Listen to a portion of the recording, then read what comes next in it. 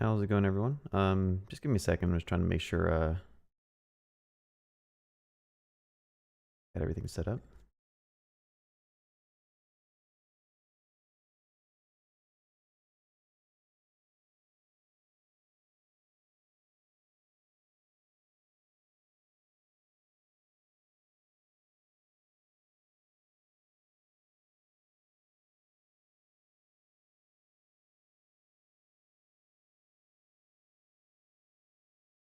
All right.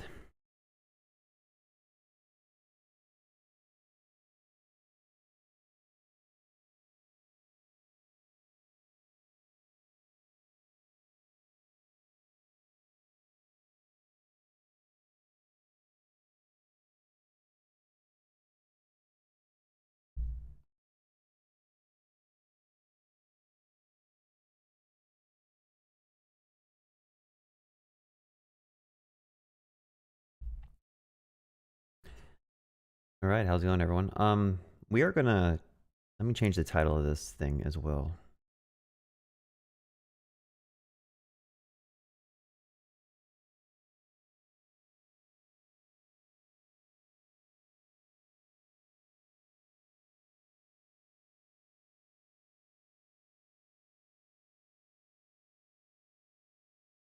All right, we're gonna be doing more testing today, so we'll see how far we can get, and let's get a refresher as to what we did last night. Hope you guys are all having a good day. Welcome to the stream.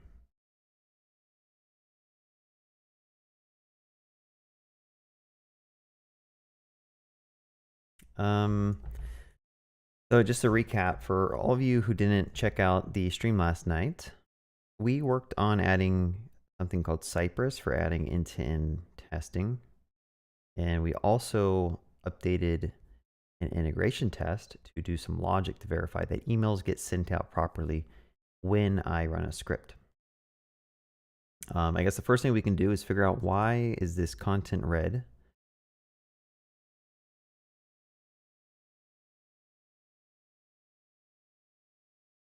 I'm guessing I don't have some type of,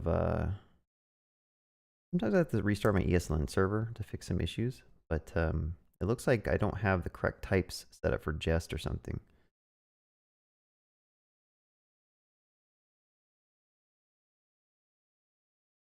Or for some reason it thinks I'm using chai and not chest.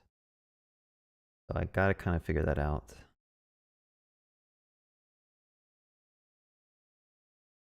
Let me look at my package JSON. I should have jest set up.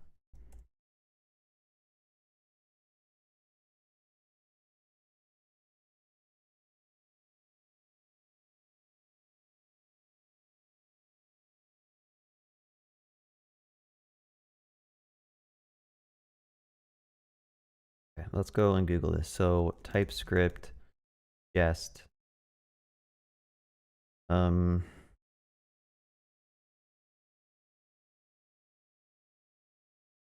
To be does not exist on type assertion.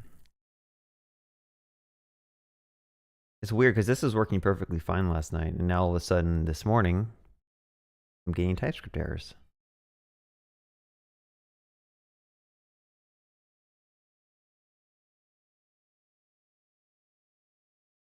It's probably because I added Cypress, and jest and Cypress both have their same keywords for defining some things.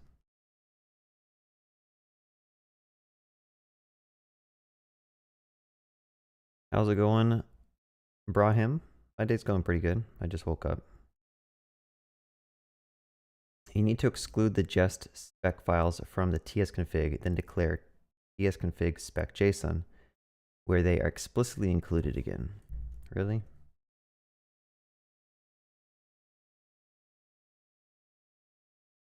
Try doing that. I'll add a file called ts spec JSON. I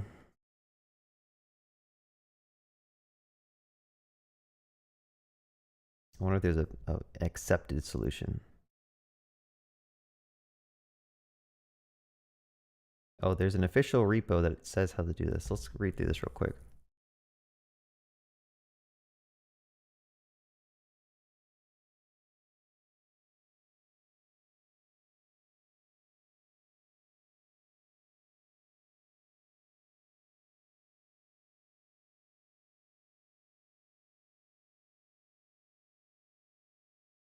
Is this a lint error?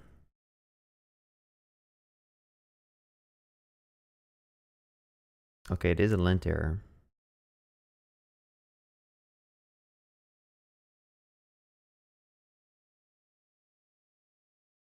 The root level TS config and jest config. The Cypress types are isolated from the root in the file Cypress TS config. The root TS explicitly only includes libs with jest globals without Cypress. Okay.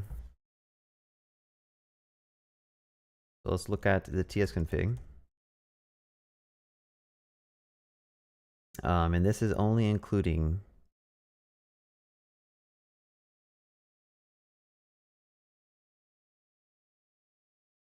might just exclude Cypress. See if that works.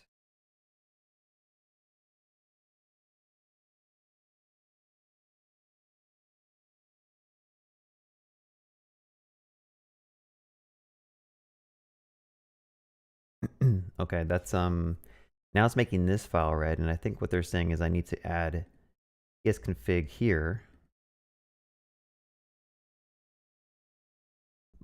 Okay, and let's just go ahead and copy all this.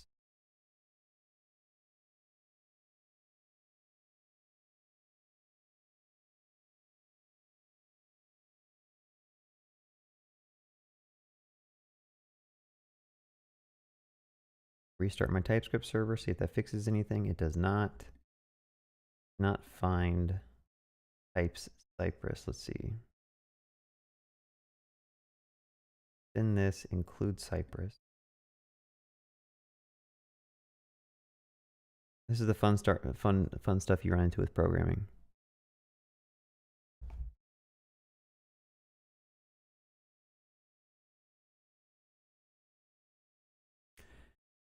Right, let's go back to this one real quick and see. They're excluding specifically, which I don't think it matters. I mean, I'll go here and I'll explicitly exclude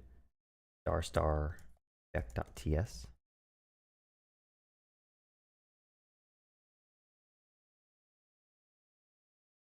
Okay, maybe that's what I had to do. Why is this complaining?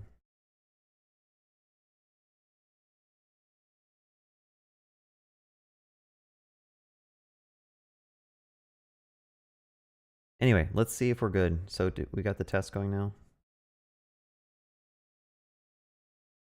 So I wanted to add a add-on to the integration test that we did to basically verify that people can unsubscribe once they've subscribed already to the email list. And I'm trying to figure out a good way to do that with Cypress because I don't really have access to the unsubscribe link. And when a user subscribes, I don't know what the unsubscribe link is until I send out that first email. And I kind of wonder if maybe after the user subscribes on the success page, we should just have a link. So if they accidentally typed in their email or something, they could just unsubscribe here. And that'll allow us to easily test our application. We could even add just like a hidden link if there's like a UX reason as to why we don't want that unsubscribe link there. We could do that, but I don't know. It's always good to just play around. So I'm going to go ahead and say, I'm going to add a to do here. I'm going to say unsubscribe. But since this is an end-to-end test,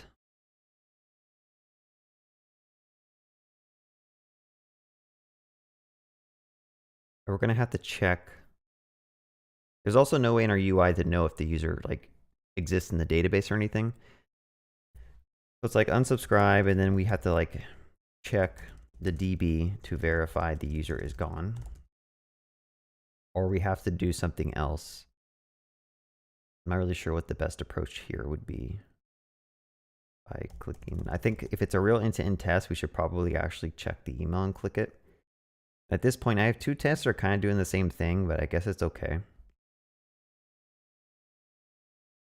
The theme I'm using is called Bearded theme. bearded theme. I think I'm using, let's see what I'm using. Hold on. Stained blue.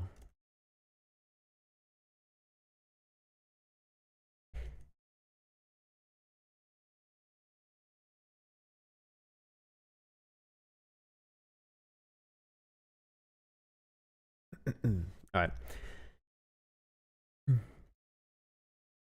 So let's just figure out how to do some stuff. I'm going to go ahead and just take the integration test that I have here. And I might do some of the same logic that I'm doing here to check the emails directory to get the email that was sent. Because I do actually, when the user first subscribes, I want it to send out an email to them. Which I think this does. Yeah, this will send out an email to them after they subscribe. And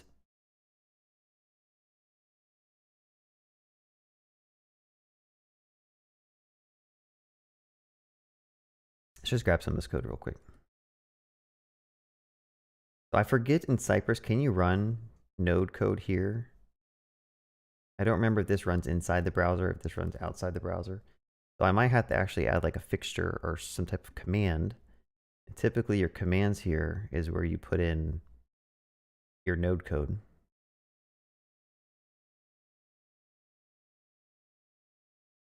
I'll say Cypress commands.add. And we're going to add a command called get sent emails list. Or just get sent emails, how about that? And what this needs to do is call a function, run this code. Probably we should import some of this stuff. So like import fs from fs. Not sure why that can't find that. Cypress, how to run node code. I'm pretty sure you have to use commands here.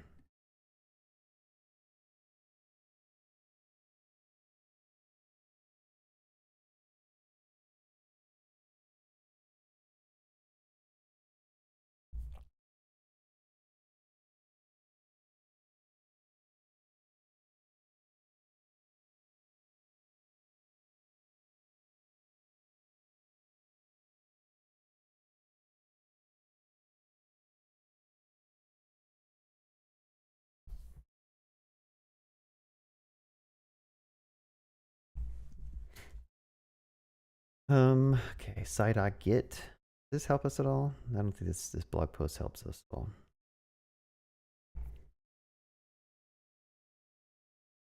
Execute code in Node via the task plugin.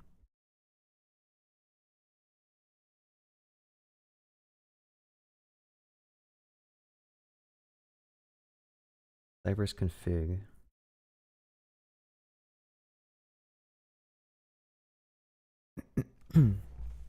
I think this is what we want.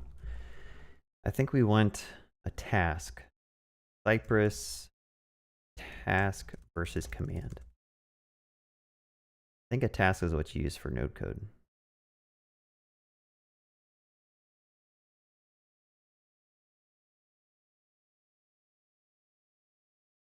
And I can say on task, run some code. Forget just where you put this though. They're putting it inside a Cypress config. So do I have a Cypress config? I do. Set up node environments. On. Okay, so we want let's not do this in the commands. We actually want to run this code inside of a task, get sent emails. So import that, delete that. And let's make sure we're on the right path. So this actually takes an object. So this object would need a function.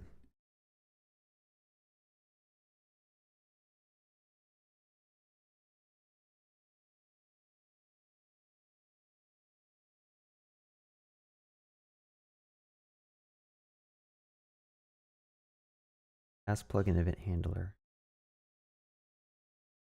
This might need to be task.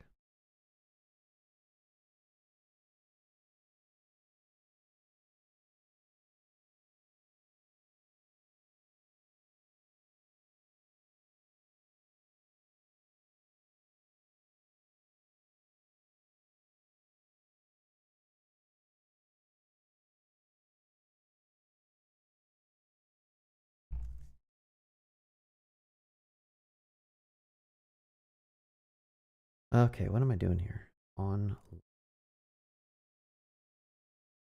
And you can call it down here like this.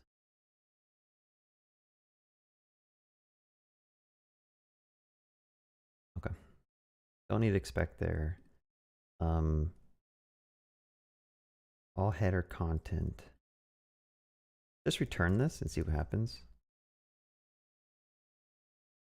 Unsafe return of any. Okay, I think I need to actually type this. So this should actually be read file sync, and that should probably be as string. Guess I don't need config. Probably should import this, which means I don't need as string because I just didn't have it imported. Yeah, so the idea is like, can I run this task while my Cypress test is running? And we're going to try that out. So after you subscribe with an email, we're going to verify that it sends out an email to you that says like, welcome to the newsletter. I might need to add some before eaches to like delete this output folder. So I'm going to go ahead and say before. Maybe before. I don't know if you need it before or before each here. But I'm going to add another task called delete on. I'll go ahead and say like delete output directory. I'll be more specific. Recreate output directory. And that's going to basically remove dir. Actually, I'd probably do remove sync of output. And then I'm going to say recursive true, force true. And then I'm going to make dir. So make dir sync of output. So what this will do is it'll clear out this output folder. And I'm going to run it before this test runs. So I'll run the task like this. Awesome. Then the test will run. Just subscribe with my email. Verify that I get to the success page. And then I want to get the emails, which I might have to do this. Get. Let me rename that to get sent emails, not send emails. Very bad naming there. Now the issue is this how you actually get the emails? I think you might have to do it some other way. So again, let's go to the docs and understand what we're doing. I'm not coding blind. Ask. Return a promise from an asynchronous task. Okay. You can do a dot then. So technically it is a promise. I could have waited on it maybe. Let's just do it then, and we'll say emails. And we're just going to console log. Whenever you're doing something that you don't remember how to do, or you're like learning something new, go in a couple of console logs and make sure you understand exactly what's going on.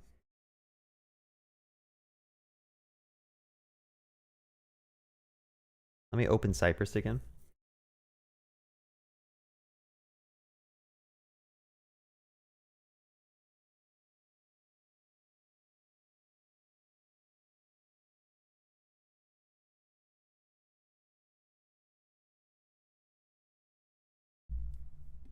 By the way, I also am streaming on Twitch, so if you guys like watching on Twitch over YouTube, you're welcome to check it out.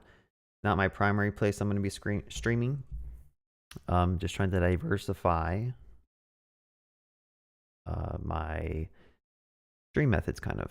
All right, so I'm going to run this test, and let's figure out what's going to happen here. So this is failing because... Why is this failing? Because this error occurred before all hook. We are skipping the remaining tests in the current suite. So the task is failing for some reason. Why is it failing?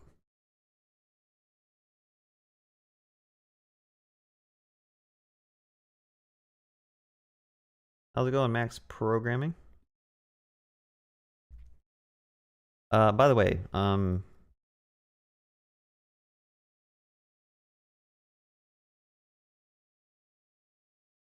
check out Max Programming. He's another content creator. I haven't really checked out what you've been working on lately, but So you got some contact form stuff, some webhook stuff. Yeah, go give them a subscribe.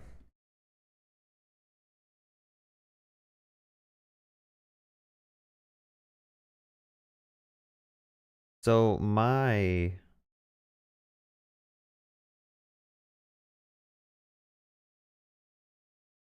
what's up, AK? Glad you found the channel and you enjoy watching the content. Okay, so I'm trying to run this task. The task is failing. So Cypress, I'm gonna see like, am I using the right command? Is it before or is it before each? Is it before all? It looks like it's a before.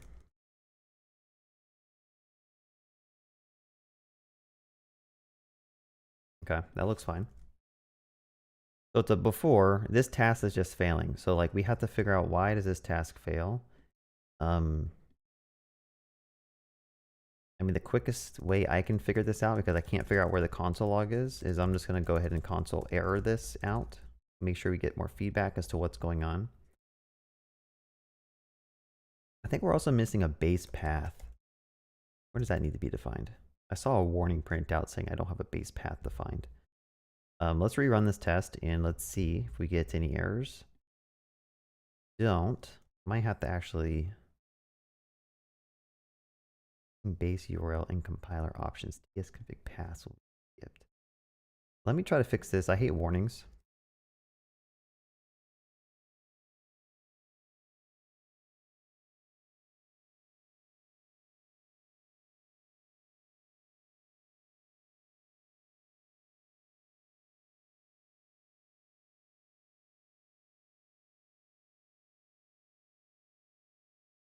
Well, that's a TypeScript error. I don't know if I care about that. Anyway, let me stay focused. So if I run this again, go back to my testing.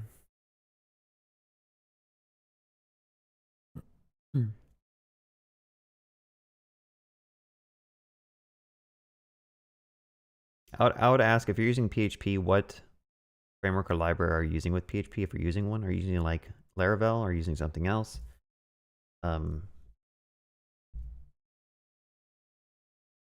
I'll try to find something equivalent in Node if you're using Laravel. I think the only one I've found that's kind of similar is Adonis.js.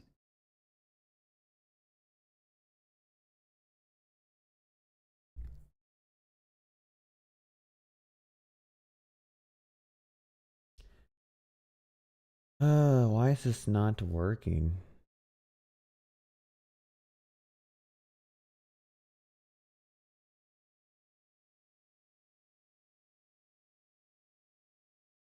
You must return a value, null or promise that resolves to a value. So I guess, I don't know why you'd have to do that. Like, why is that? Like, why wouldn't undefined work? I guess you have to go here and you have to return null. Now, why do you have to do that? That's kind of weird. And I don't know if that's the fix. It is the fix. That was the fix. That kind of sucks.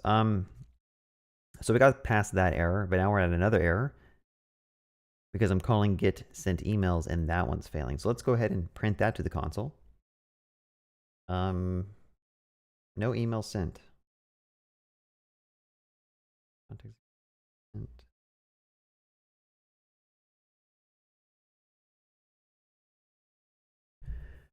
Okay, let's figure out why this command's not working. So it's trying to read this directory, and I guess this directory isn't yet created. So let me just go ahead and I'm going to remove the output folder real quick. I'm going to see what happens if I were to rerun this. So I got an output folder here. I'm going to go ahead and rerun my test, which should subscribe. And that should send out an email.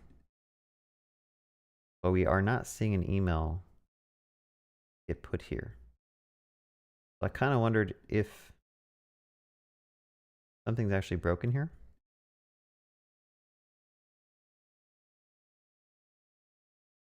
And when your end-to-end tests fail, one of the best ways to check it is just go and do it manually, see what happens. Yeah, it's just not sending out emails when users subscribe. I wonder what I broke. I did do some recent refactoring to this. Send emails. email. Let's make sure if I go here, we are sending out an email. I want to make sure that if we hit this use case, it should print out we are sending out an email. So let's go back. Let's do it again. Oh, I know why it's not working. I have a check here that says if the user is already subscribed, right here. If they're already subscribed, then like don't send anything, which is probably what we're running into.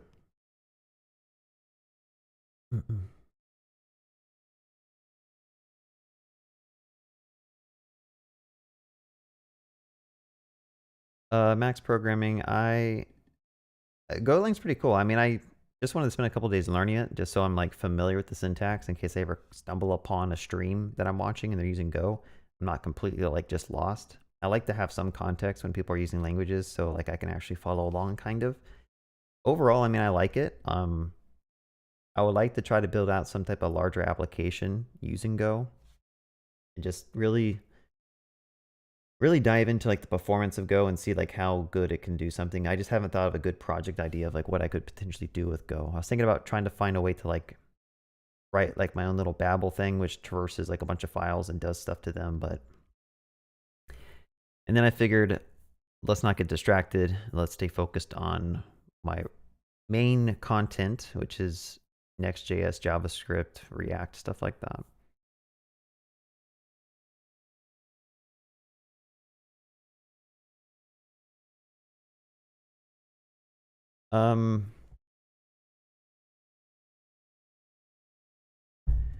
So it's one thing we could do in the end-to-end tests is we could also clear out our database and start fresh.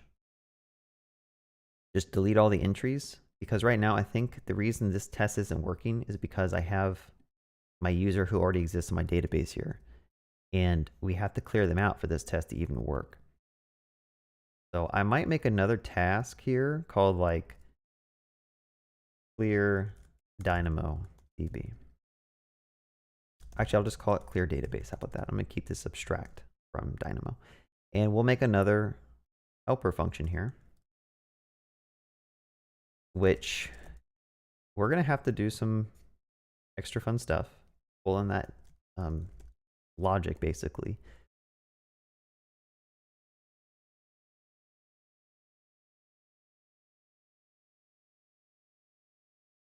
How do I want to do this? I might have to have like environment variables set up and stuff. What's the best way to do this?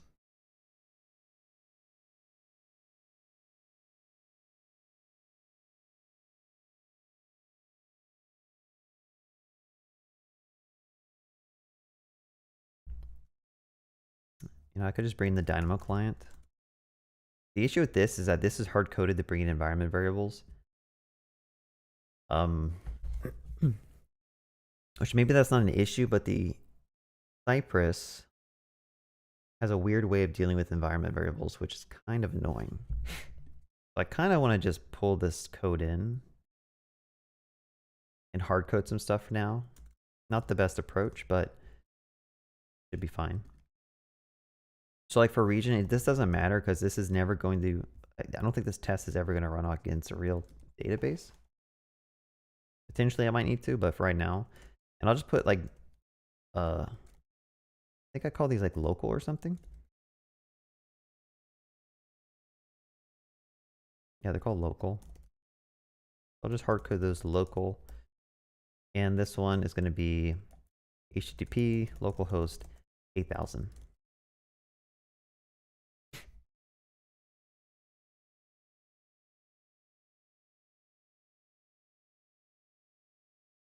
Does anyone in the chat have some cool side projects that they're working on?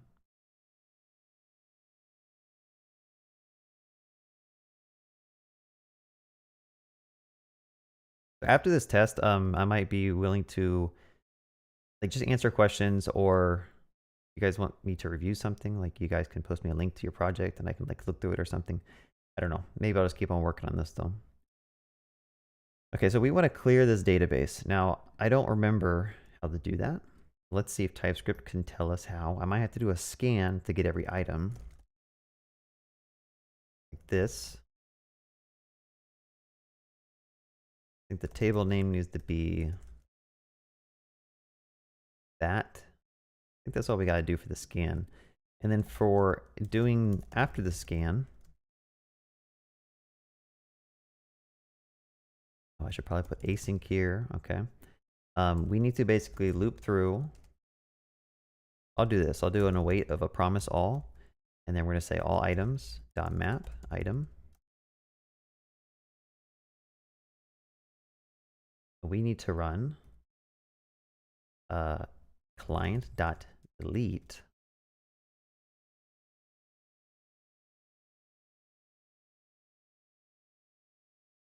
What's the other one? Is it key? I think it's key. We're going to have to do pk as item.pk, sk item.sk. Item implicitly has a type of any. What is all items? Promise result and output. Oh, okay. This needs to be dot items, I think. Items is possibly undefined. Okay, well, if there is no items, then just return, I guess. Oh, wait, saying items. This is possibly undefined. If there is no items, return null. If there is, we're going to loop through every single one.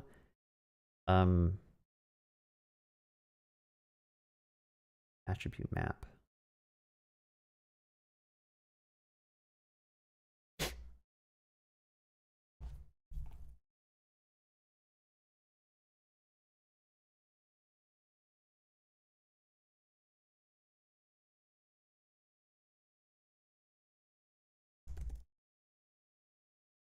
Let me just add some types for this real quick.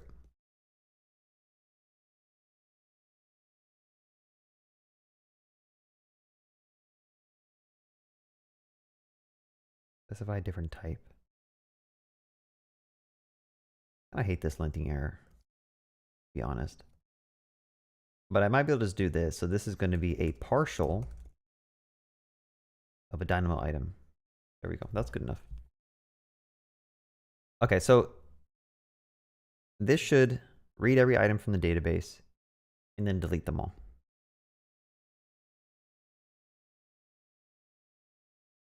Let's try that out. Now when I run this test, let's actually just save this file, and I should just run this int test. And it seems stuck on something, so let's just rerun.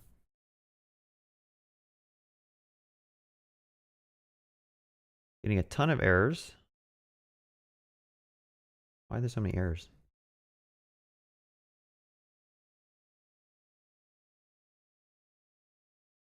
Okay, let me start fresh. I don't know if Cypress just crashed or something.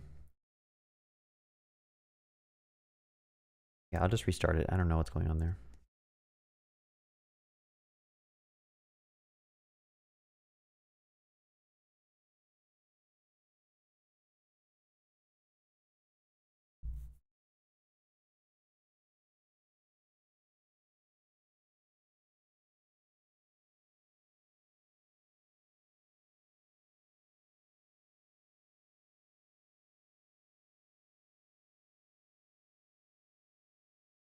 All right, let's just run this test again. All right, so clear database is failing. Let's figure out why clear database is failing. Clear database returns undefined. You must return a value. Oh, okay. I will just go ahead and return a value then. I will return null here.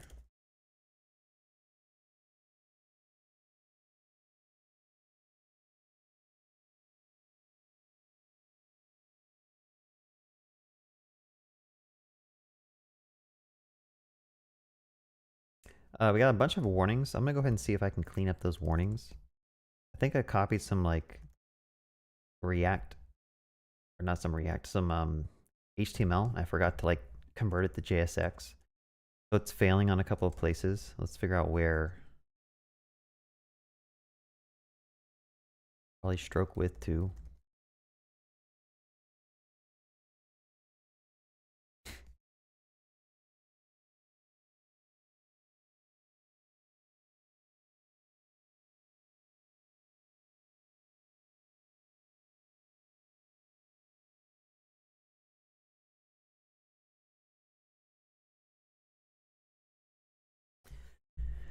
Warning, React does not recognize the isLoading prop. Yeah, because that's a custom prop I made. Why would it recognize it?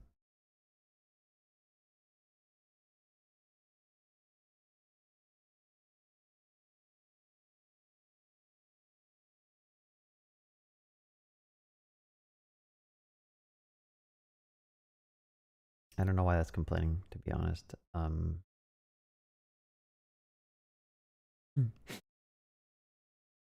Probably because I'm passing is loading here, maybe. I might need to say like is loading rest is equal to props. Later, Max Programming. Thanks for joining. Bet you this is the issue.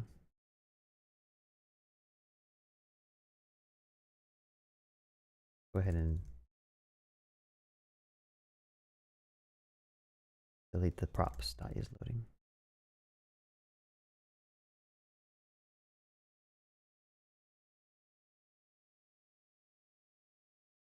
All right, let's try it again. I want to see if I get rid of those warnings at least. Try to make my code a little cleaner. Okay, that's gone. So my little helper function's still failing. Get sent emails fails, no emails sent. So it's still not sending out the emails for some reason.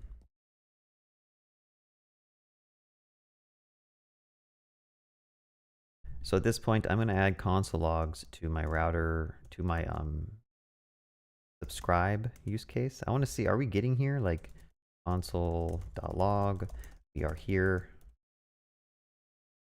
I'll put a GG up here.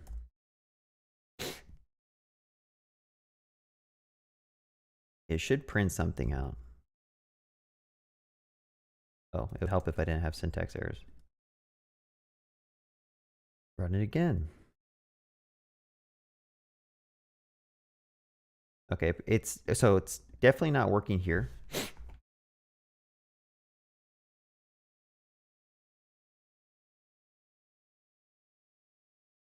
Kind of wonder if our clear database stuff is not working the way I think it does.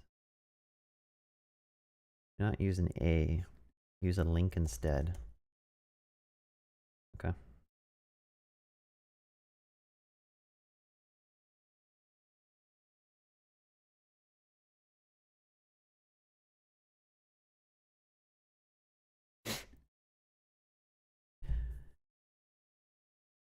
The sent emails. So for some reason, clearing the database, I don't think is working.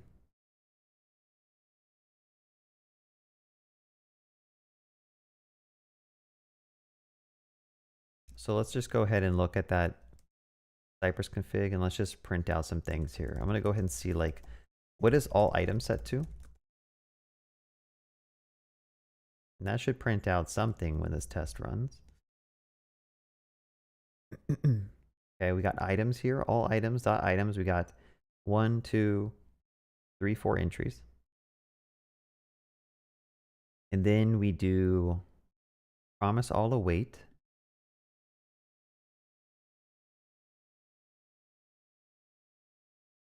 And then we await on an array where we basically map over every item and we call, okay, it's because I didn't do dot promise here, I don't think.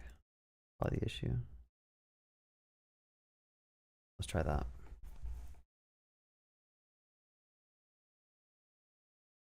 There we go. It's working now.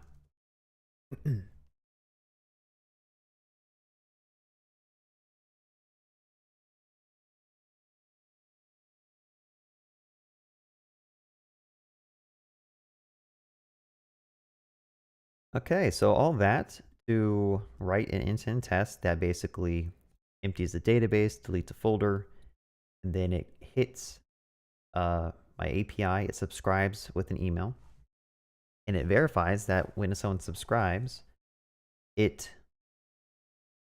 prints out the emails.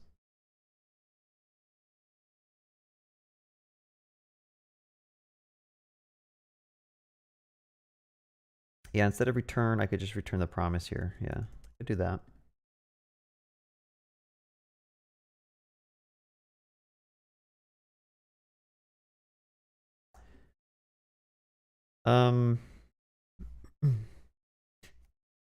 All right, so the email should print out here. We have like a list of emails here. This is the content of all the emails. So what I'm trying to do is I want to verify that when the email sends out, I do get an email for this user with maybe a subject that says welcome or something. So I'm going to go ahead and just say, I forget how you do expects. Expect emails to contain.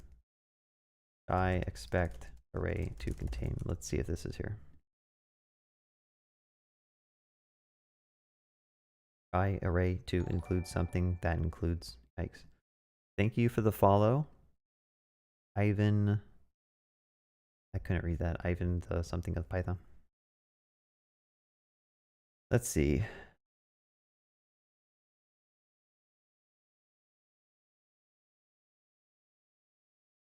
Could be true. Yeah, I could do that too. Let's say emails dot email dot includes. Now we already did this in another test. I'm gonna go ahead and find that test. I think it's like in the integration folder. So we have like an includes. This thing is still failing again. Thought I fixed this, but hey. Let me go back and put that here.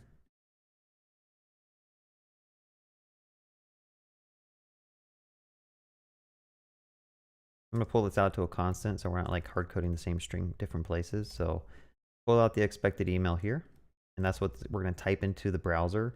And then I'm gonna expect that an email was sent out that has that exact same thing. Emails is a type unknown. Okay, well, I think I just need to type this.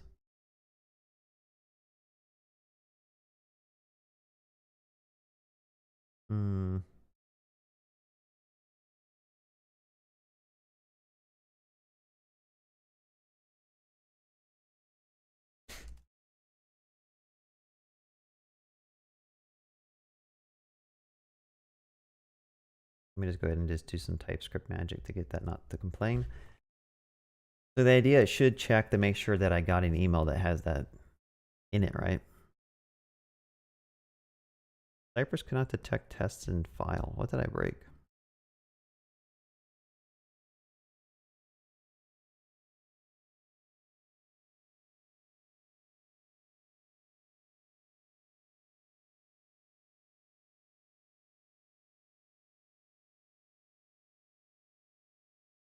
Not resolve chai.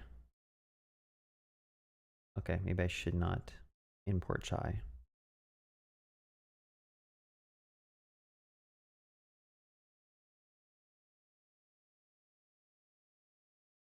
I mean, it seems like it works. What I'm gonna do is I'm gonna go ahead and just break some logic here. I'm gonna pretend that that a developer came along and broke this logic and is no longer sending emails. So that should break my end-to-end test.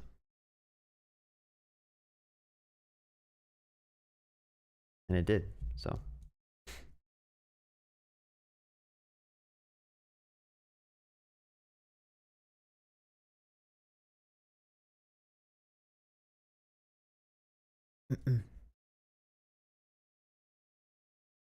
I think another thing I want to check is I want to make sure that the sent emails length to EQ, I'm going to say length of 1. Well, actually, I don't know how to do that. I think that's how you do it. Cool. 1 hour of coding, 3 hours writing test. Yeah, I mean, sometimes it boils down to that, but it's just a matter of your personal preference and your team's tolerance of risk, right? If you guys don't care that a developer comes along, makes a little one-line change and ends up breaking the ability for people to subscribe to your newsletter, and you don't notice that people can't subscribe for 5 days, that's up to you. Is that something that your business is willing to tolerate, that for 5 full days, no one could ever subscribe to your newsletter, and there's nothing that tells you that it wasn't working. Or you could write a test that verifies that you don't break that logic when you're coding. You got to ask yourself, is that 3 hours of writing tests worth it? I think it is.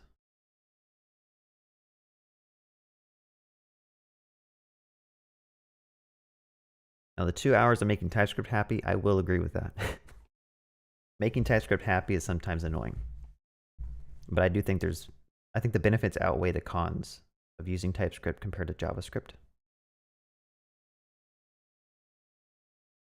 But again, coding's not a race, right? This isn't a race. This is more of a marathon. People seem like they want to get the fastest stuff shipped out. And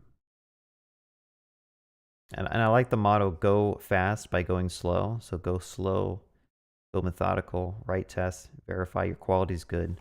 That when you ship features to prod, you don't have to come back a week later and fix bugs because you shipped buggy code.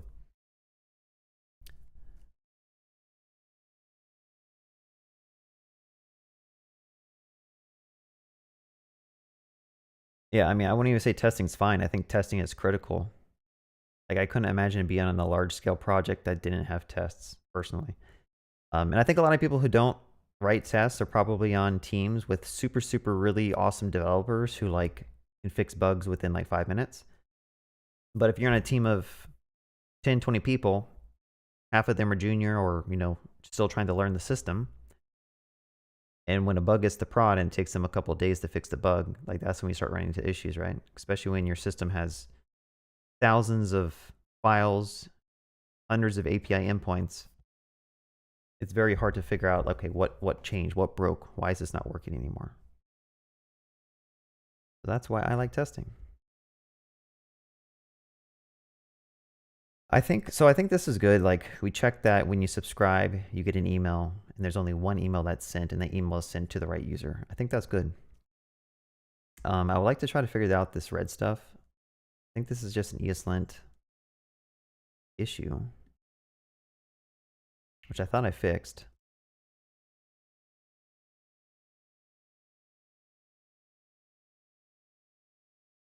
Cypress exclude. Why is this not working?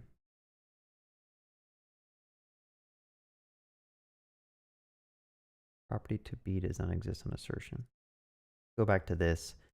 Cypress and jest.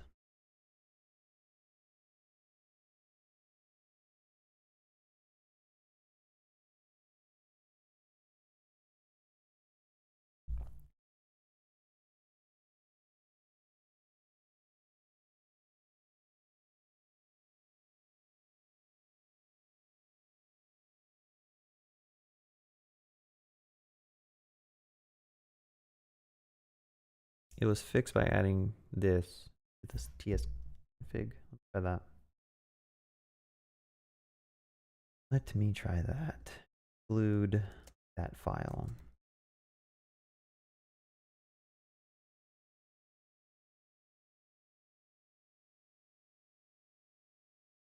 Although I do think this is an ESLint issue, so I might have to like...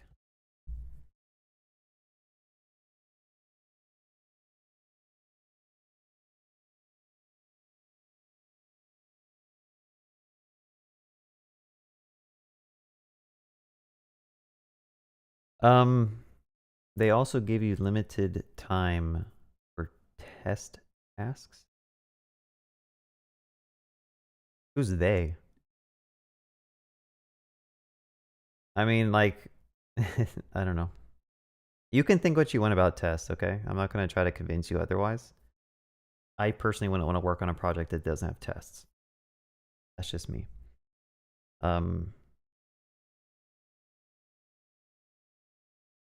Unsafe call of any typed value. I've seen this when like expect. This is still trying to load in chai. We don't want to load in chai.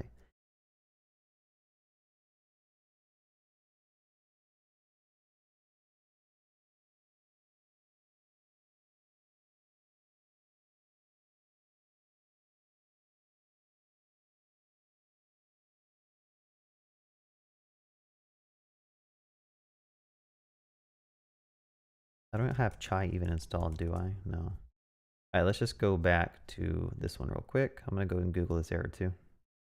Oh, it's the same one again.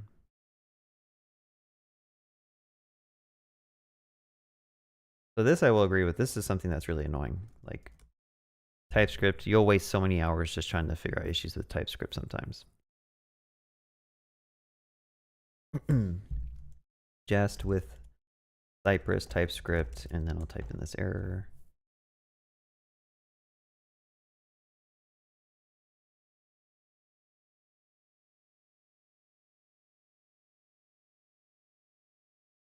Okay, that won't work for me.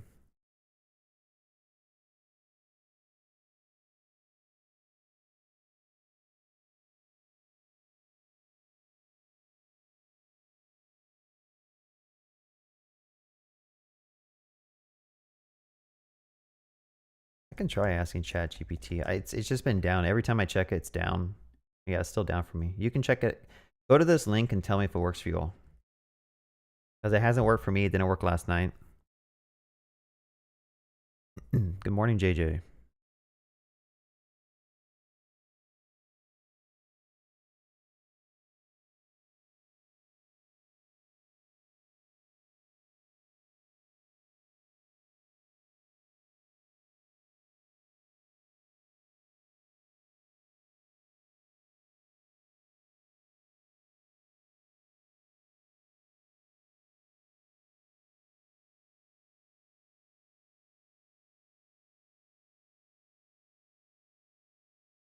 Works for me, working for me, work for me, not working for me. Maybe it's like a region thing. I've tried on an incognito window. I don't have a VPN open. Weird. You guys might be in a different region, so the region that you guys are connecting to might be working versus I'm US East 1, so I'm in the US East Coast, so like that could be why. Thank you for the follow, Mr. Max Thirol, or Mr. Max the Real.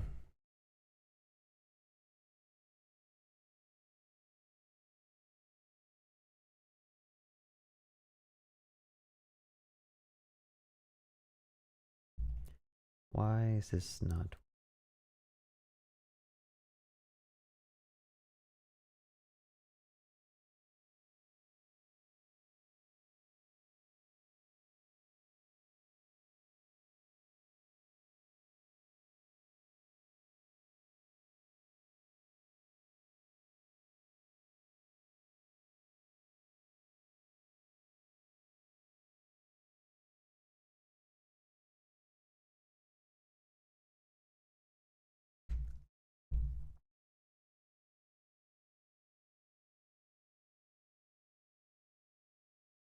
I don't know. I mean, I've tried using Chat GPT on my actual like job, and it keeps giving me bad code. So I just stopped using it. It's like it might be great for other things, like just getting questions about arbitrary facts on Google that you don't have to click on 2 links to go get your information. But overall, I mean, I'm not too impressed. I'm not too worried about it. I think Copilot is actually a much more beneficial tool to developers because you actually can just get code snippets that are pretty accurate most of the time.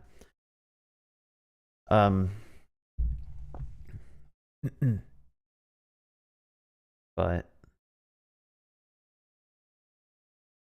I mean, people who are using like AI to solve their homework, those are the type of people who are going to be basically failing school anyway because they're like copying answers from other students and cheating. And then when they graduate, they complain that they can't get a job because they don't even know how to do simple things that were taught in college or taught in their high school. So, I mean, I don't know. You can use Chat GPT to cheat on stuff, and it's kind of up to you to like make sure you actually understand what you're doing. Because when you get into the real world and you don't know what you're doing, you're gonna find out real quick, and you're gonna regret cheating through your classes.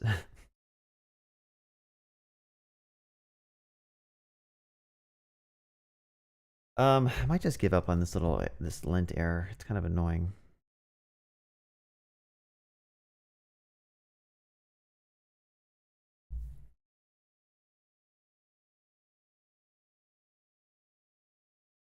You know, yeah, I'll do this. I'll do this off stream. Like, you guys don't have to watch me just try to make TypeScript and ESLint happy. So another thing I wanted to do is I wanted to verify that users can actually unsubscribe, right? So I have the emails and I have the content here. I need to go through and click on the links that were in that content. So I'm going to go ahead and find an unsubscribe link. And I'm going to go ahead and find, we should only get one back, right? We already verified that it's equal to 1. So I'm just going to get the first one. And then I'm going to find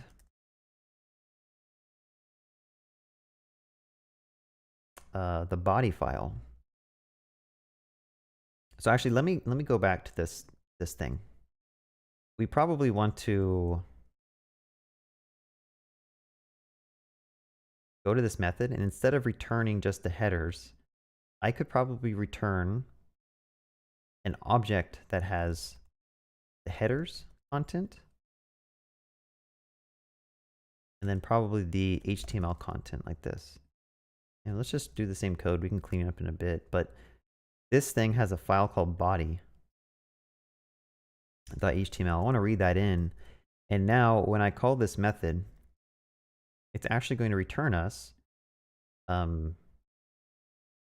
headers and HTML, right? So this thing is going to have a headers. Technically, I could say headers string, HTML is a string. I'll probably pull that into a type as well.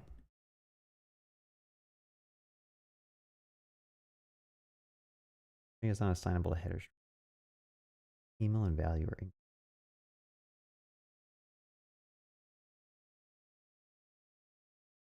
okay, yeah, I need to put this here. I should fix the issue.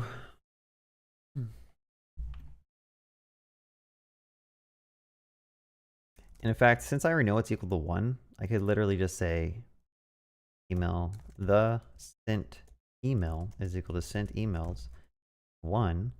I don't need to do this sum stuff anymore because like there's only one. I know that there's only one. I could simply just do this. Clean it up a little bit.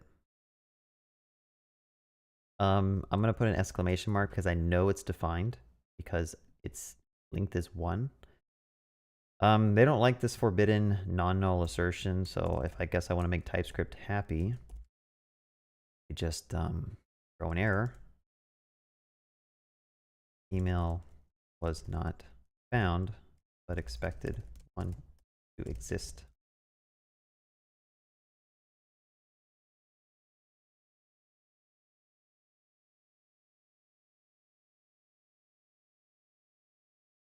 Max, the real says it works in Belgium. Yeah, I don't know. I should probably set up a VPN and like connect to a different region, but not that important. The sent email. So this thing, I need to say .headers includes that. That'll make that happy. But what we're trying to do, I could write a to do here so we can stay on track, is get the link from the body, visit the link, verify I get unsubscribed.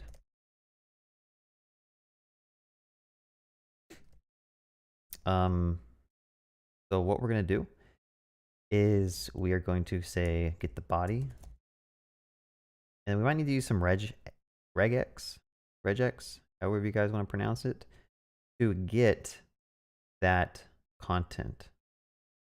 Now we have to go and look at the body to see like what is the link here. There should be an unsubscribe link. That should look like this. So what I'm going to do is I'm going to use some regex to get that. How do I do that? I think you have to say like, this is where I'd probably use ChatGPT or Copilot because I don't remember off the top of my head. But we want to find the first instance where like we have this content.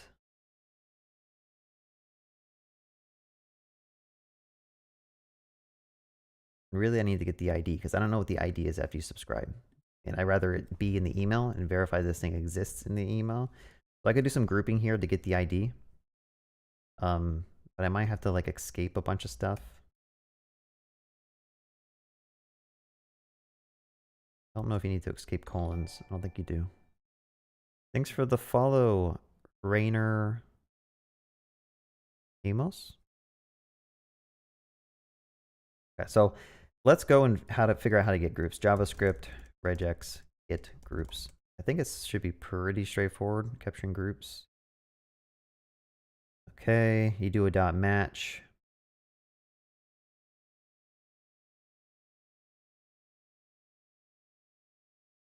I think it's just a dot match and it gives you back an array. Could be wrong though. So if I do the sent email as a dot match on that, no, it's regex dot match.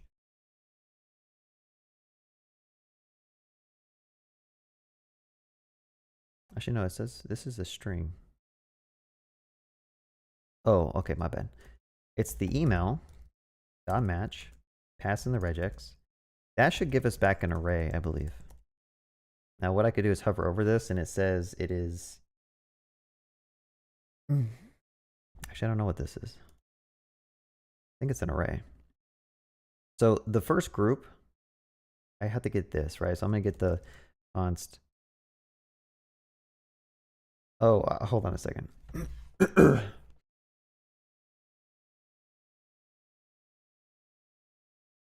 Well, the thing is, I don't know what this ID is. This ID is unique and it changes every time. So this needs to be converted to a UID regex. So it's basically A through Z, 0 through 9, 8 of those. Followed by a hyphen. We got 4 of those. We got 4 of those. This is 12 of those. Okay, that should find it. And then we should be able to use the group, which if I were to say found match, and then this could be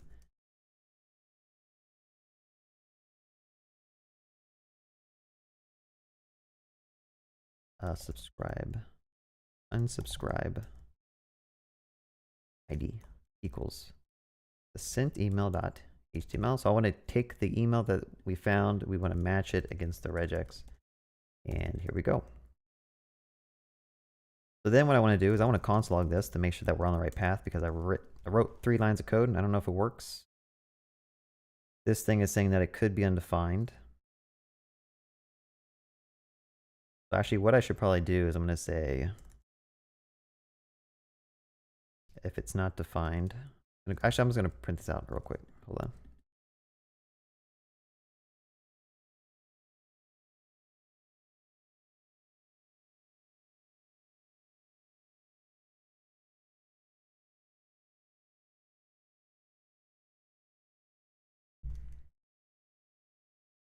Yeah, this would be a good reason to use ChatGPT instead of writing your own regex to find a UID in a string. It'd be really nice if we could just copy some code that does it for us. But this whole link, I'm gonna put this in the content here, and I should have expected this thing to highlight this green, but my regex is not right. So let's just go ahead and work through this. / unsubscribe / make sure I add in those backticks. Let's add in that grouping again.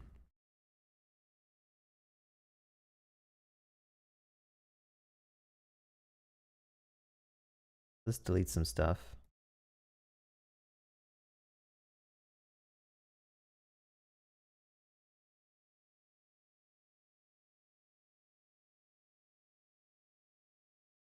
This is 8 characters, right? Oh, what am I doing? There we go. Simple mistake. 12, 4, 4.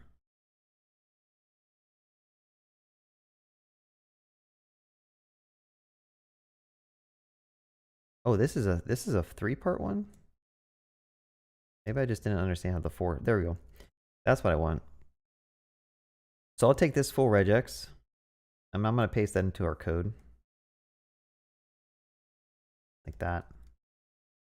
Verify that it works. You should probably also track capital letters in case, but whatever.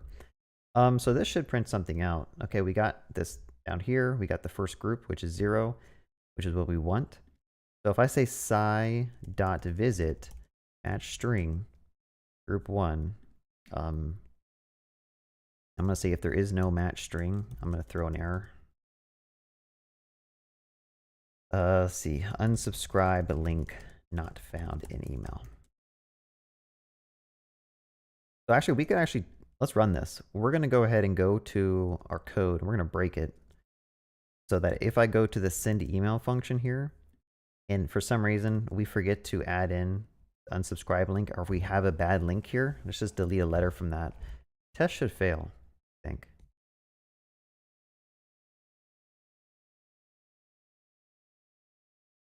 Unsubscribe link not found in the email. Awesome. Go back to the code. Make sure the link is proper. Run it. It all passes. I might do Svelte stuff at some point. If I ever decide to do a small side project, I probably will try it with Svelte kit to see how it works. I think Svelte is really nice. I just haven't built out anything large enough to give it a full solid like review. But it has a nice concise way of doing things. All right, so what are we doing now? We want to click the unsubscribe link. So I'm gonna go ahead and say like const, let's just do visit here. Thing match string over local.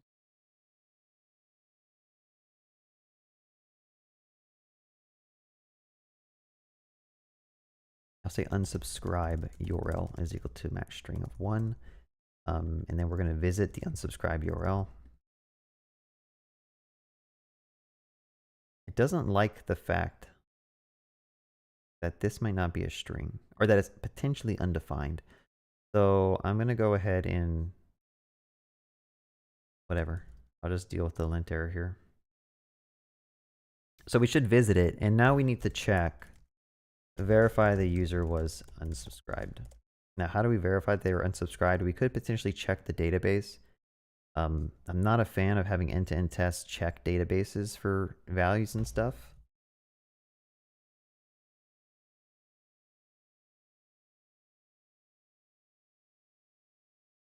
Sci.visit must be called with the URL. I broke this somehow. Let's just print this out real quick.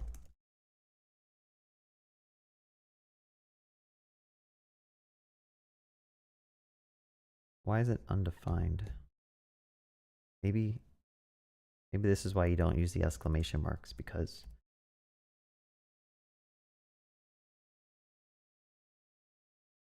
did I get rid of the parentheses around my grouping? I did. That's why.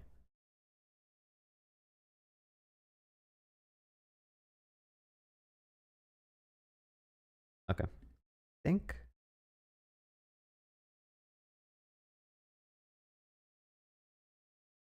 I'm gonna do this. I come back and just rethink this code a little bit.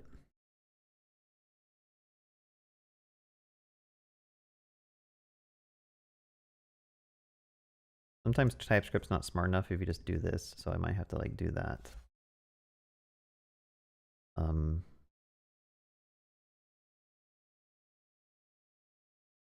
Try that out. Okay, we got the link. You clicked it. It's successfully unsubscribed. So that's what we want to check. I think that should be good enough. So we're going to go ahead and say sci.get, and we want to verify on the success page. Actually, no, yeah, we could just say sci.url. We want to make sure that we get to a confirmation page after you've visited the unsubscribe link. Oh, I'm already on the unsubscribe link. Okay. Change of mind. Let's just go, I'm going to go here, and we're going to add to the status of the page. I'm going to just go ahead and add a span here, and I'll say data test ID is unsubscribe status. So I'm just going to wrap this in a div, or in a span, so that I have a nice way to just find this element in Cypress. I'll say sci.get, and we are going to go ahead and get an element by test ID equal to that. And I'm going to say should exist. I think that's how you do it. Or is it should contain? I think it's contain, and I could say successfully unsubscribed, exclamation mark.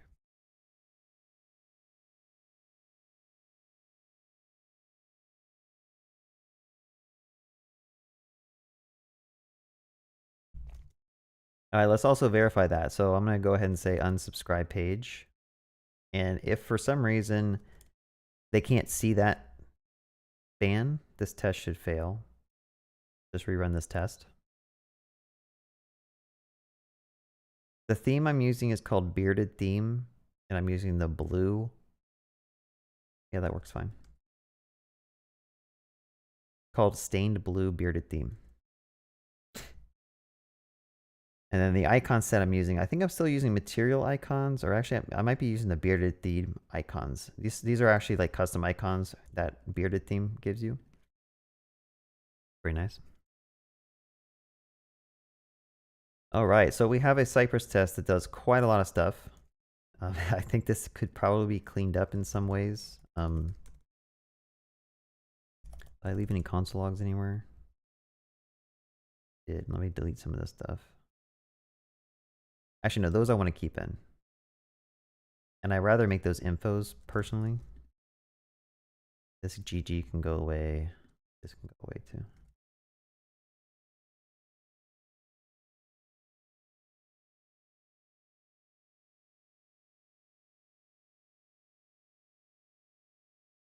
I'm trying to think, is there anything else I need to check? So I'm testing that a user can subscribe. I have an integration test that verifies that I can send out emails to my subscription list. When they subscribe, I verify that they get a email that has a unsubscribe link. And when they go to that link, it actually deletes them. Well, I don't verify it deletes them from the database. So, I mean, that's something I could potentially check if I wanted to be extra safe. Again, checking your database in your end-to-end test, probably not the best way, but again, there's like no other way a user can verify if they live in your database now. So I might feel more confident if we did check Dynamo and like just verify that the thing didn't exist in Dynamo anymore. Just because I would hate for people to click this unsubscribe button, they see this text, they think they're unsubscribed, but then I send them more emails in the future and they're going to get really upset about that. So I'm just going to do my due diligence and want to verify that it does get deleted from the database. So I'm going to go ahead and go to Cypress config here. And we are going to add another task called get subscriber by email. Let's just go ahead and use that Dynamo client here like this. We'll say get, and we want to use the email that was passed in, which I believe we can just say email, and we're going to say this sk, here we go, and return that. So now when I call this task, I didn't have a syntax error here to format for me, I can go and get the subscriber by email. So like I'm going to say subscriber we deleted is equal to sci.task. We're going to run that task we just created. And we're going to pass it an email. I think you have to like,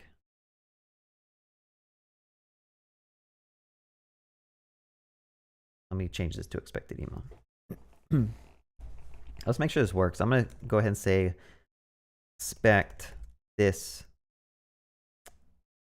to be undefined, maybe. Now, I don't think that'll totally work as I intended because this thing needs to return the item that Dynamo gets back when I do the get, which could potentially be an object that has an item property. So I'm going to go ahead and chain on it then, make this a little bit cleaner. Random lint error here. Let's go back to the UI real quick.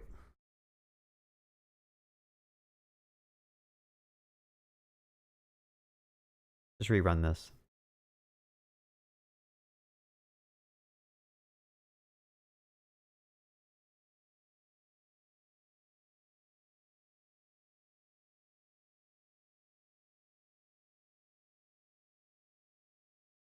Yeah, this project's using the T3 stack.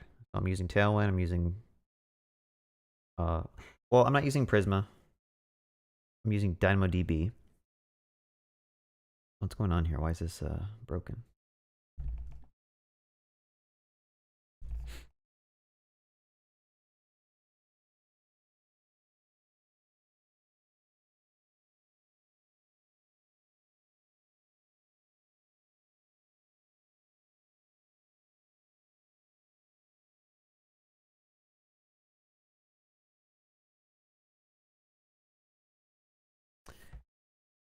Well, what I'm doing is not just the front end, right? What I'm doing is writing tests that verify my entire application. So that's front end and back end. And obviously you don't have to write these. I would recommend you write these. But let's figure out why this is not working. So we got back a chainer ID. I don't know what that means. Let's look at the docs real quick. How do you send data? Looks like you send data like this. I'm sending in the email to this task.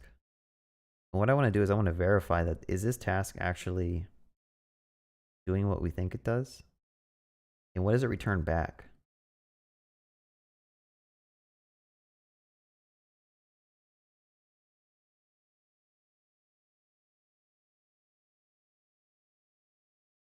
The issue is that this, I think, returns a promise. Chainable. I'm going to come back through here at some point and figure out if I can like make async await for all this stuff, because I don't like doing all this like nested stuff for obvious reasons. Should be able to do an await on this. Like, I don't know why I wouldn't be able to. Can you do an await on sci.task?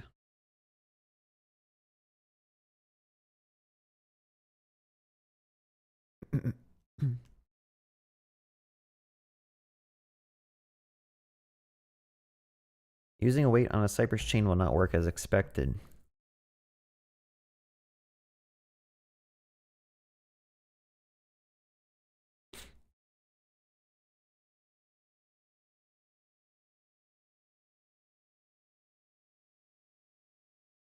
I think technically what I could do, there might be ways to clean this up. I'm not going to worry about it right now, but let's just verify, does this work? Get subscriber by email returned undefined. Okay. The same dumb error. So this thing is complaining because I have to coerce this to null, or else Cypress just doesn't seem to. That doesn't seem right. Hold on.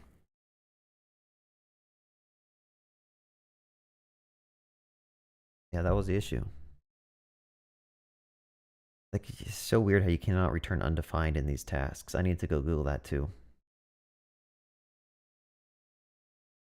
To be null. Let's just do that. Whatever, that's fine. So James Hall asks, how do you do such smooth transitions between switching windows? So on Mac, I don't know if you have a Mac, but I have some virtual windows set up. So if I do this, you'll see I have different windows. I usually have my code on the far right, and then to the left of that is my editor, or not, is my Chrome browser. And then on the far left, I have like Discord or Slack, depending on if I'm on my work computer or not. And then this would be, desktop is just any arbitrary things. But if you go to accessibility, I think it's accessibility,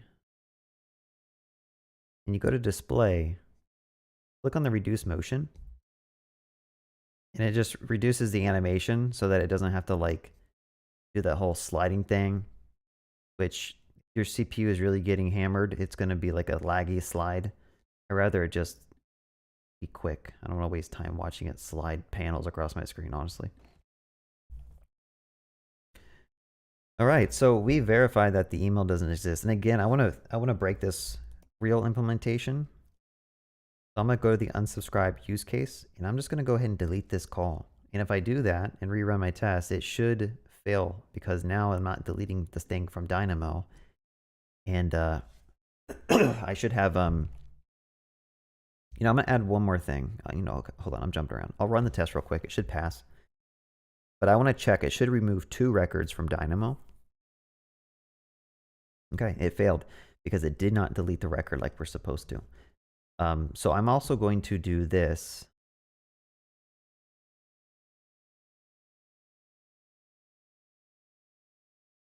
I'm going to make another method called getSubscriber, and this is going to take in the unsubscribe ID, which we actually don't have. So we need to kind of use a grouping here. And then I'm going to go ahead and say unsubscribe ID is the first index of that array. And I'm going to call this getSubscriber method. And I'm going to verify that the subscription should be null. And this will be subscriber. I'll just keep it consistent. I'll do this. Again, I'm not too much of a fan of this. I feel like this is leaking your database into your end-to-end test, but I just can't think of a better way to like make this be proper.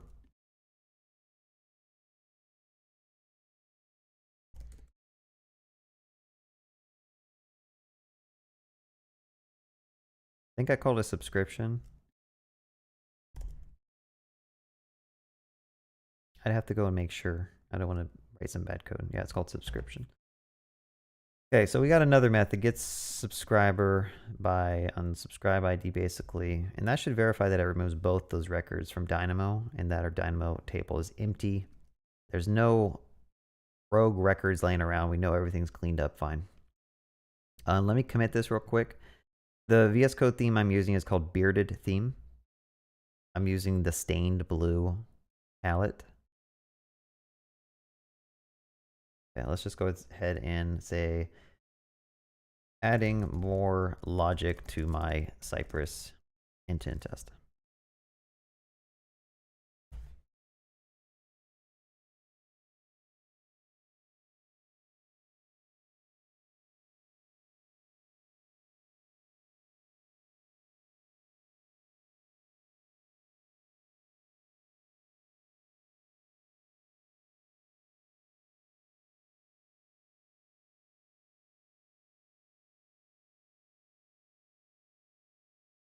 Let's see what, okay. How do you enable this? Who did that? Thank you. Good luck with your project. Thank you so much. It makes your work easier rather than changing between windows and tabs. Yeah. I know sometimes I watch people use like just the desktop and they're like man tabbing between projects and editors and stuff. It's just very, for me, it's hard to do that. I rather just have a full screen application for every window. But that just is that's what works for my workflow. It depends on if you have more windows open, then yeah, I could see that being useful.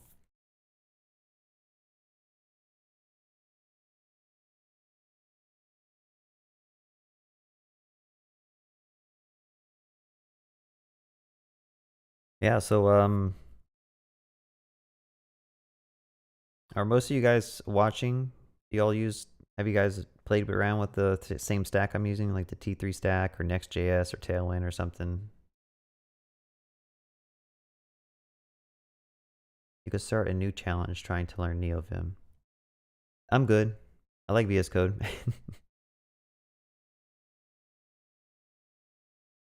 Honestly, I don't see the real benefit of using Vim or NeoVim. I could see it if you're a sysadmin and you have to like SSH into VMs all the time, then that's the only editor you have, right? But I still don't think that using Vim or NeoVim is going to make you more productive than just using VS Code. That's my hot take. But I know those are fighting words for the NeoVim cult that exists out there.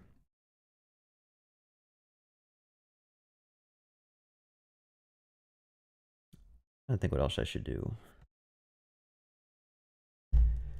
I might just add some unit tests. How's that sound? I really want to fix these lint errors. I just know it's going to take some time to figure that out.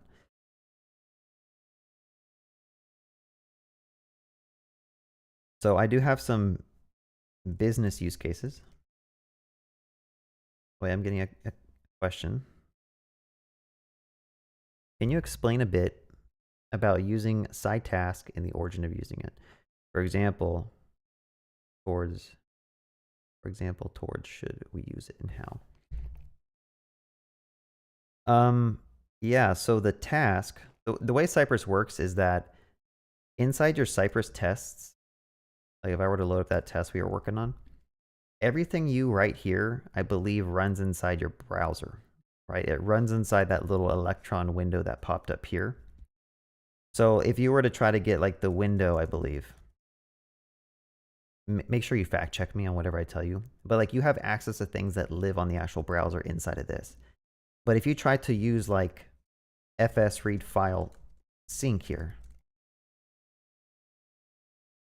like if you try to use a node standard library method, this won't work because node doesn't work on the front end, right? There's no node functions that live in your browser.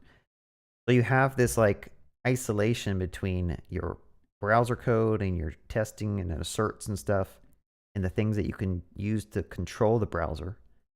And then you have your tasks, which are what you have to use if you want to run any node code. Okay. Which is why if you go over to, I guess, my Cypress config, you have to manually define your tasks here so that you can run whatever node code that you might want from your Cypress thing. And I believe there's like some internal like message bus between the browser and node that will send commands from the browser to that to this to run your tasks, and then the task will return that data back to the browser so you can do things with it. So that's why you want to use tasks. And there's also something called commands. Commands are more for like setting up utility functions that you can use inside of Cypress. Like let's say you had this and you wrote this in like 50 different places. You could potentially make this a command, I believe, and you could say like assert on page. I could do this. Let's just try this out and see if it works.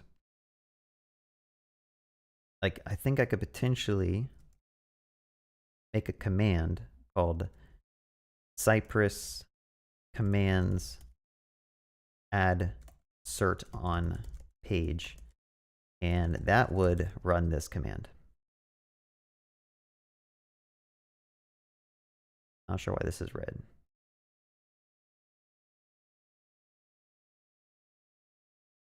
Now, I don't know if for commands you actually have to like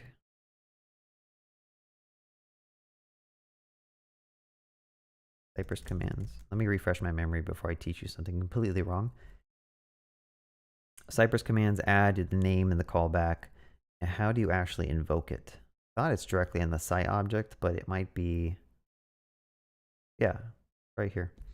So I should be able to say assert on page, and this should work, right? This should just abstract some logic away. It's like a helper utility function that I can use in any of my Cypress things now. Now there's some stuff you have to do to like make it TypeScript safe, I guess. So you'd have to go and like,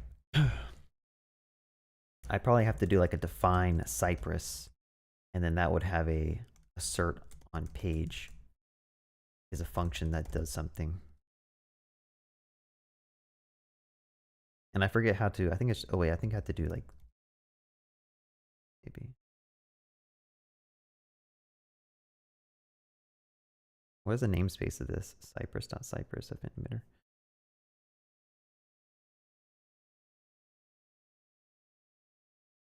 I don't know. I'm still trying to get better at TypeScript. I've been using JavaScript for so long, and I've decided to just start using TypeScript. But there's a way to probably make this type safe. But anyway, hopefully that was a good overview.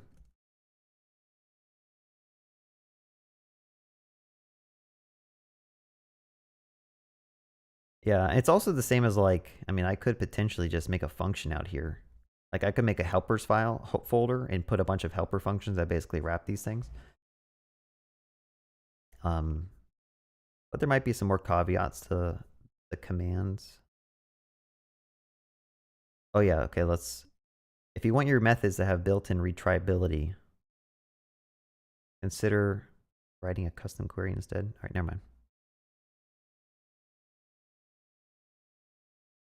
I don't know.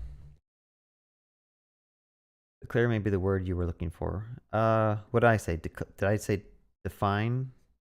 Oh yeah, here it is. It's commented out. You could basically do this, and you could put your custom method here, and then that would make it all type safe for you.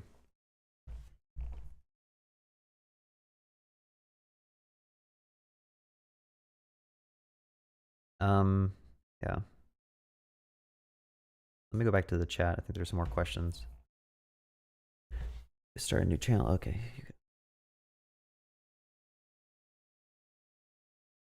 Patrick says, what else do you do apart from work and working on personal projects? Usually just hang out with my kids and wife, honestly. I try to work out too. So I'll work out. I've been working out like every day after work. And then sometimes I'll get into the mood where I want to play games, and I'll just like binge play StarCraft 2. Like I think over December break, like Christmas break and stuff, I probably did hours worth of StarCraft 2. And all of a sudden I just stopped wanting to play it, right? I got that binge out of my system, and now I'm back to just kind of coding. Yeah, the StarCraft 2 project, the StarCraft build order, I keep wanting to go back to that, but I have like 3 side projects I'm working on. I'm working on this newsletter thing, which I think this would probably be the most beneficial in the long term, because this is something that actually might help grow my YouTube channel / side business, side hustle. So I'm trying to focus on that more. And then I started getting on the path of like, okay, I want to make this actually like a professional project that has like legit tests. It has GitHub Actions. It has everything that like I could actually put this link somewhere and people are like, okay, this is like a legit, how a professional project, how a high quality software project should look like. I'm not trying to like boast my abilities, but I'm trying to focus more on the quality of this and make sure it has the proper testing, the checks, GitHub Actions, the auto deploy. And just so that people have a reference they can use if they ever want to see like more, because most of these YouTube tutorials that I do and other people do, like they just scratch the surface of coding. Like they'll show you how to solve the problem, but they don't show you like all the other things that are involved with building out quality software. So I wanted to kind of focus on this. And then I do plan to go back to the StarCraft project. And I also have that game that you all have seen me kind of working on. I want to start adding more features to that too. But that's my limit. I'm not going to try to take on any more projects. I tend to like drop projects and pick up new ones because I get bored easily. Yeah.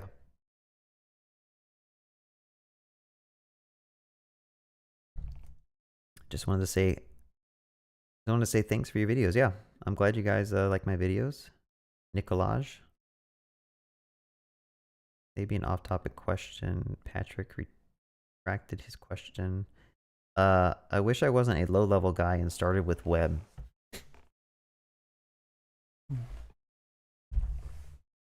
Do you do like C or C++? Is that what you mean by low level? Are you doing like embedded systems or something, or like actual hardware coding? That's a field that I feel like I would probably dislike. I like the rapid feedback you get from web dev. Like you make a code change, you save the file, you can see the change. The last time I played with C and C++, like you have to sit there waiting for your stuff to compile and build.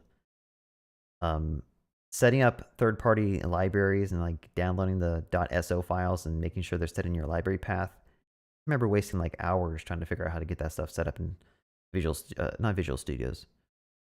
Actually, yeah, I think it was Visual Studios, like the C++ edition one. I was trying to mess around with like OpenCV and get that all set up, and it's just, bro, like, it was like something you can do in Python in 5 minutes. It takes you like 5 hours to do in C++. Mainly because I'm a noob at it, but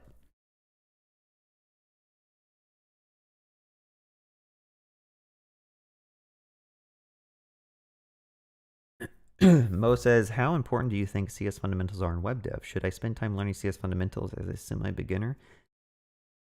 Or would I rather focus on web dev?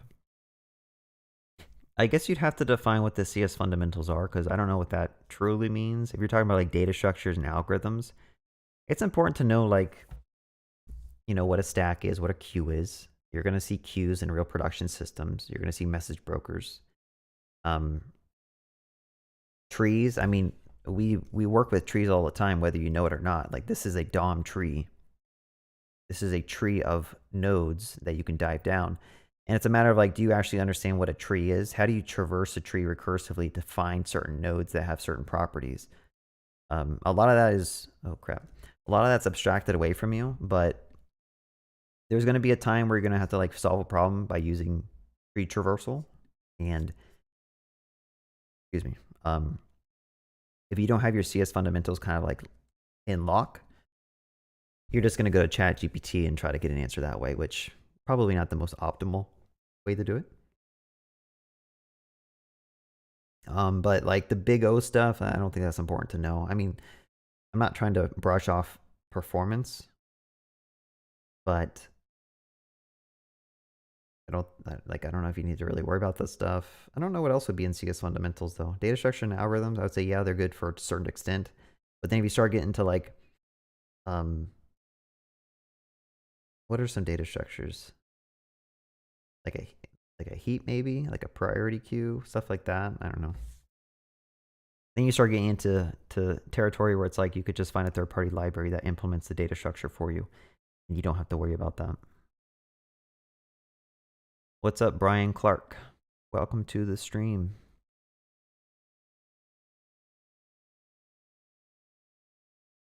I like when you try to figure it out online.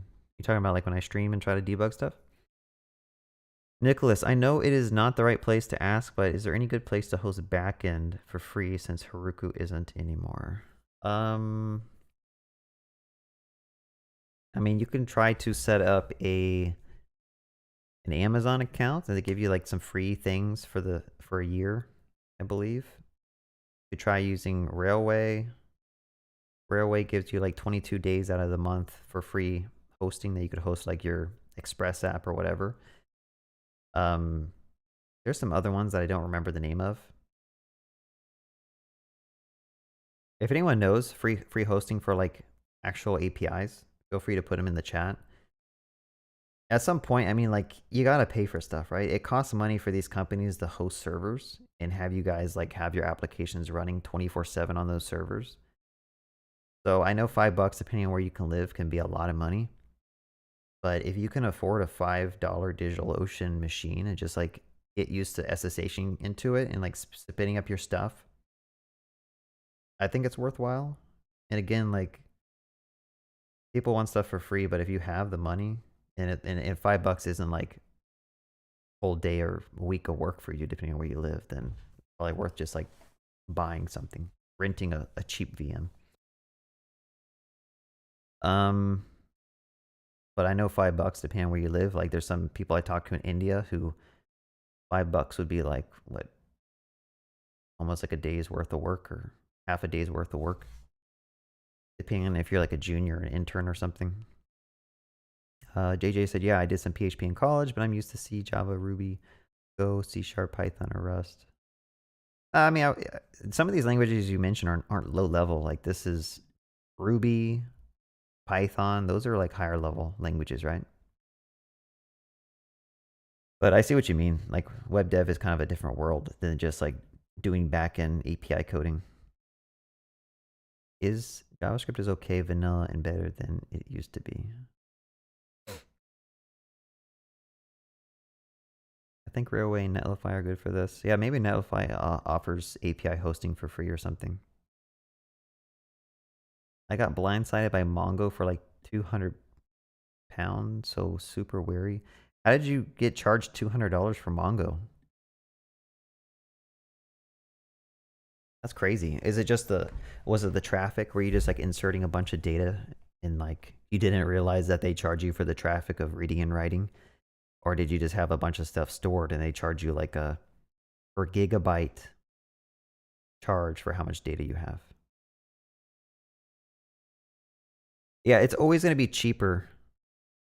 always going to be cheaper to do your own thing. If you can host your own database, if you could host your own API in a VM, that's always going to be the cheapest option. But it's also going to require the most amount of your expertise and time, which is the issue. So it's, especially if you're running a company, it's a trade-off between like, do I want to spend a bunch of money using these existing services so that I don't have to waste my time and my engineering resources to like work on this stuff?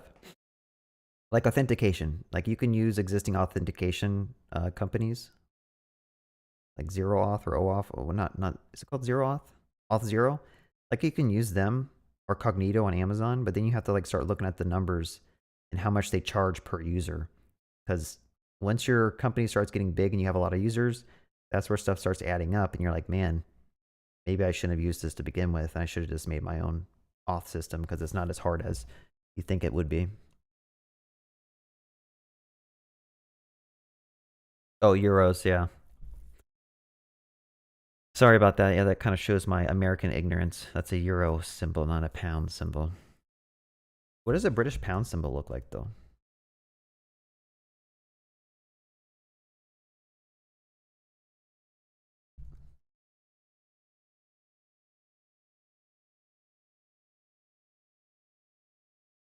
Does it look very, very close to the euro, doesn't it? Got that little E. Interesting.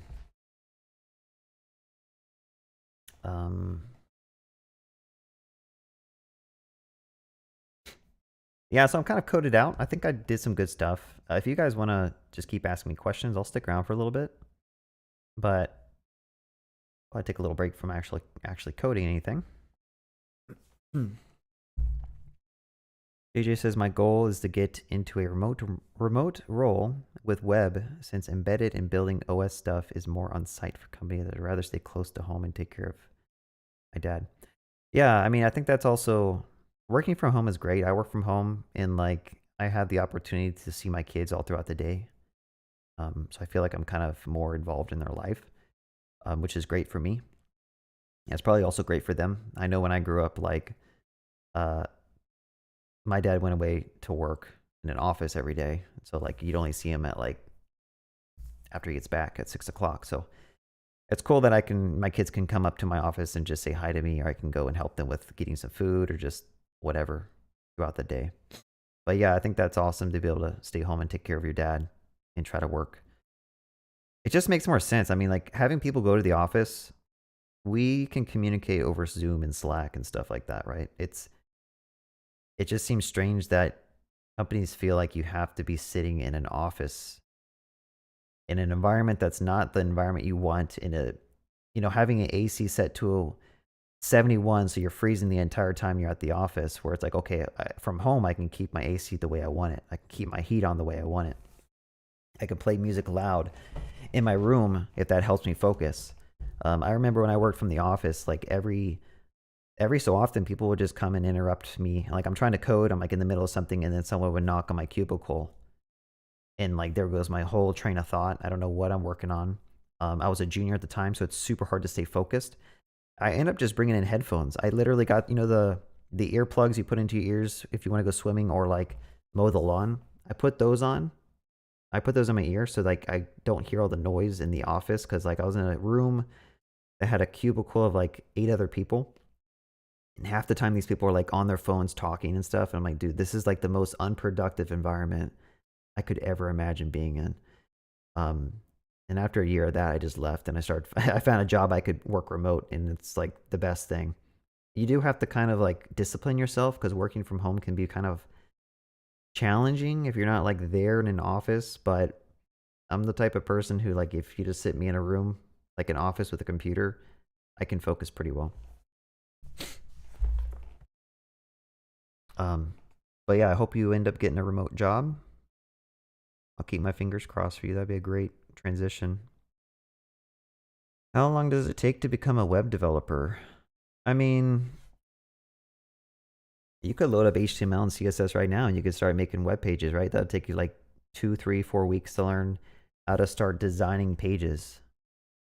Like building this little application just using CSS and HTML I couldn't imagine it take you more than like a week or two to figure out how to make a header, how to use Flexbox to push stuff to the left, push stuff to the right, how to make A tags for links, how to make some content and center it, how to load in an image. This is actually an SVG, so how to load in an SVG, how to have a link for emails.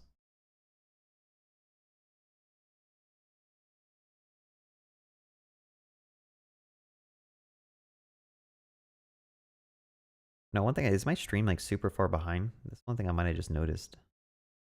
Oh, I'm not watching live. Okay. Sorry, I got like another monitor going up so I can watch my stream. And it was showing like stuff about the British pound. And I'm like, dude, that was like 5 minutes ago.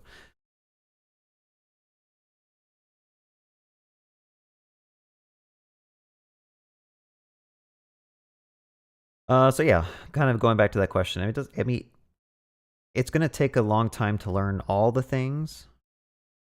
Like probably months to actually be like proficient where you can build a full stack application or even like a fully fleshed out front end with multiple pages and routes and tables and drop downs and widgets. So yeah, I'll say months maybe, depending on how good you are at developing already.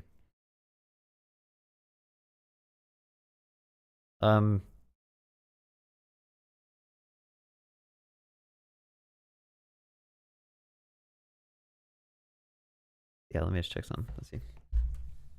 Monotype. If I have a Python MS, I don't know what MS stands for. Microservice maybe? And Nest API that communicates using RabbitMQ, is it the way to go to deploy each of them in a separate repo? Do the Railway, for example, because I'm a beginner in KACE Docker.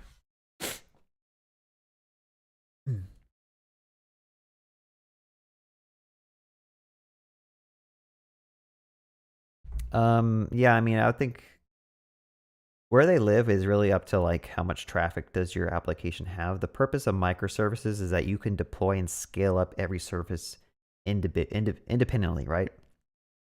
So let's say your Python thing has a lot less traffic than your Nest API. Well, you could deploy that to 1 or 2 machines behind a load balancer in auto scaling. But let's say the Nest API, you need 10 machines, right? That's the purpose of like microservices that lets you scale stuff up. So in that case, you probably want to have them deployed to different like auto scaling groups. I don't know how it works with Railway. You probably would have to have, you could potentially have a monorepo, I think. And I think Railway, you could probably point 2 different projects to the same repo, but then give it like a different path. I think using a monorepo is probably easier because like, sorry, my throat's like, really need to get some water. Yeah, a monorepo is easier to manage because like I was on a project where you had like 5 or 6 different Git repos that you had to basically keep cloning and keeping up to date and making pull requests to separate repos. It was just a nightmare. So I think a monorepo is a lot easier to manage. You could also use Docker Compose. I mean, like using Docker and Docker Compose isn't too hard to hit the ground running with.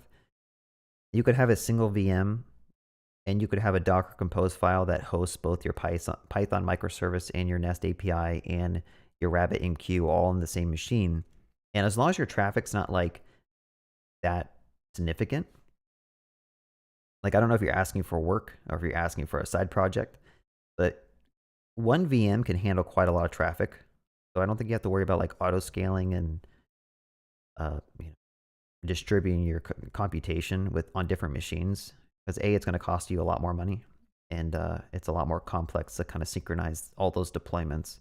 Like what happens if you actually deploy your Python app first, and then 10 seconds later, the Nest API deploys? Is there going to be some type of issue where, because this is 10 seconds deployed ahead of this, you're going to start seeing a bunch of errors for 10 seconds until they're both in sync? That's some of the things you have to worry about when you start splitting your application into different microservices, and you have to start making sure that your APIs are versioned and like, you know, the events you're sending on RabbitMQ, like don't break that interface, because when you do, depending on which one of these deploys first, you're going to start seeing a bunch of issues. But I don't know if I answered your question, but I would say Docker Compose on a single VM would be the easiest approach in my opinion. Probably the cheapest as well.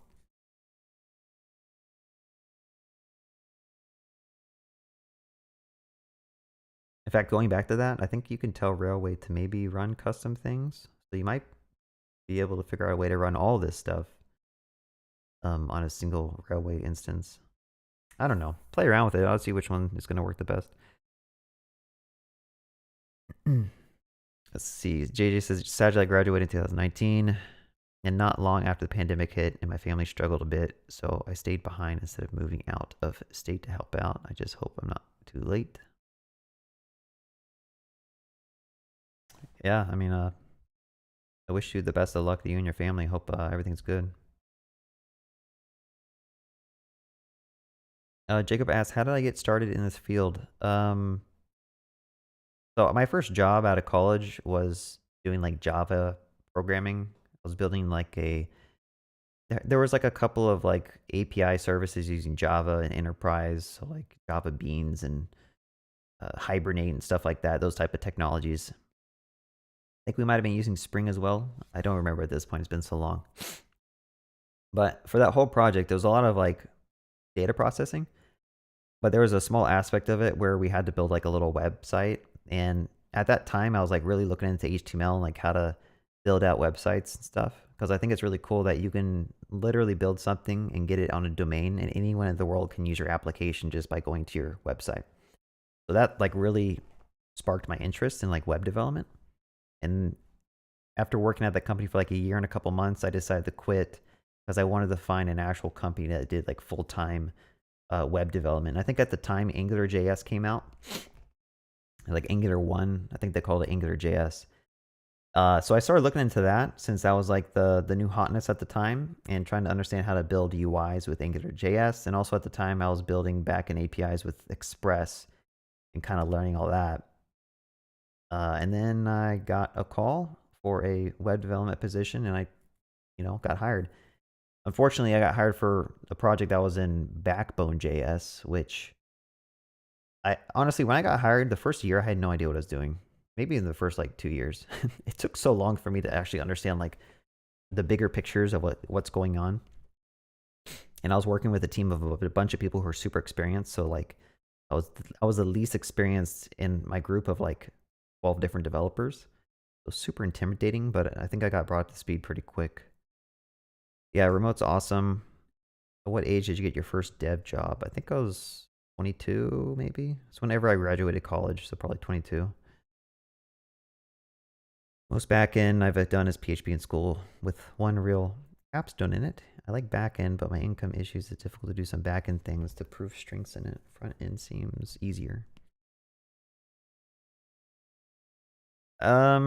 I don't know if front end's easier. There's like so much extra stuff you have to learn with front end versus back end. You got to learn a language, and then you got to learn a database usually. That might be an oversimplification because you got to learn how to deploy your backend service, how to scale your backend service. You start getting into like the DevOps realms of things. They both have their own different like things that are kind of tedious and hard to understand. I don't think we really. Well, I guess at work we kind of work with a monorepo. We don't do proper monorepo. Like we don't use Yarn workspaces or npm workspaces. I would look into npm workspaces. If your entire application you plan to be using like JavaScript. At the very least, I'd have a repo with like 2 folders. One could be your front end, one could be your back end. If you're using Next, then you probably don't even need to have a monorepo. You could just have a Next application and write your API in Next. I got banned on Discord, but it was some bot problem, and I deleted the bots that I had, so I want to know if it's possible to get me unbanned. What was your name on Discord? Amjad El Merabet. Yeah, I guess send your name in Discord. I can't speak. I'll go see if I can unban you. I guess I'm curious how does someone get your account and spam on my Discord enough to make it ban you?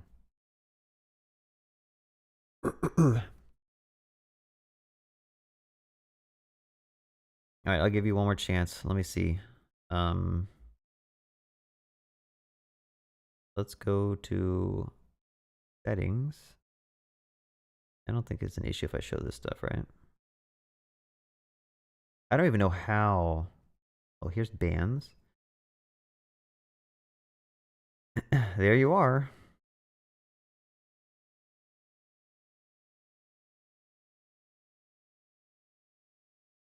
Wait, was that today? Someone joined my Discord today and spammed everywhere. I'll do this later. I need to ask my mods if that was you, because I need to figure out what was going on and what was being spammed. So I'll keep you updated. Just check Discord later today. If you're unbanned, then you're good. If not, I would definitely secure your computer so that people don't use your account for botting. Because it's a lot of work. We literally had to go through. What happens when a bot comes in? They spam every single channel. You know what our mods have to do? They have to go through every single channel and delete the messages. And that's a lot of work. So. How did you not do it yourself, though? I don't want to unban you and then your computer, because it's compromised or something, you spam all my channels again. So I guess if you can tell me how that happened, I might be willing to unban you. But if I let you in and then like whatever happens again, that's just a lot of extra work. Let's see. I want to make a select menu where the user can switch between some options. Should I make a modal or an actual select menu? Modal is easier, but I want to learn CSS for the select menu.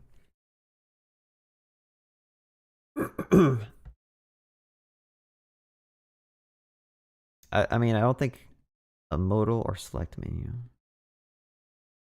Like a select drop down? Those are built into HTML, so I mean, I would probably just use a select drop down. And most libraries have like a built-in way to select things.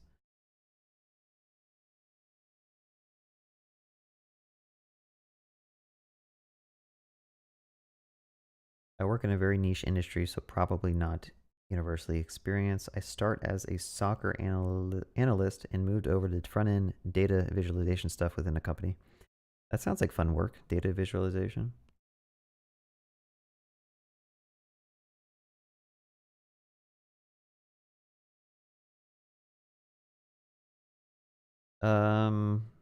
You like building compilers, interpreters, and OS kernel stuff.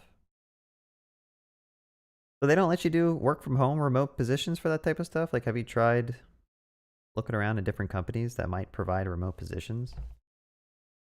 Maybe there's a reason they want you in the office.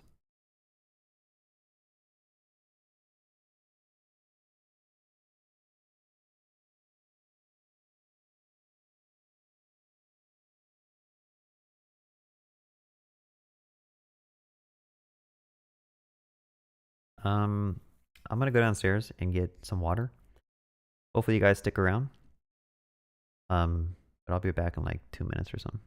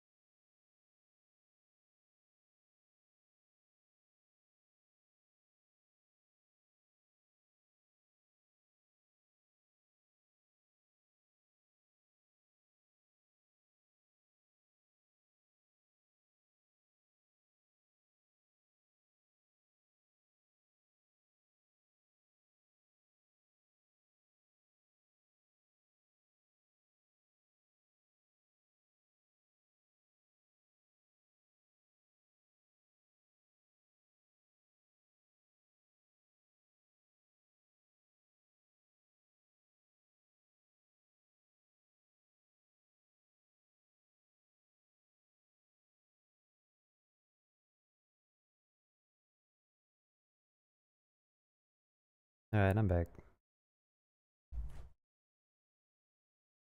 Use my face cam for right now. I'll probably drop whenever my kids wake up. So yeah.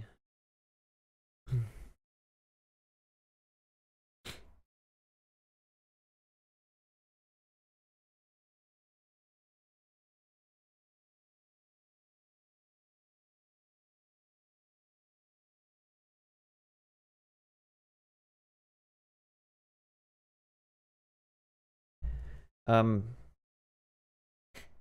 yeah, I have 2 kids. 2 kids and a wife. By the way, do you guys like watching my React like interview question videos? I might try to produce more of those, and I might also try to focus on making more YouTube shorts. Um I'm just trying to think of some good like React practice questions that would be cool to do.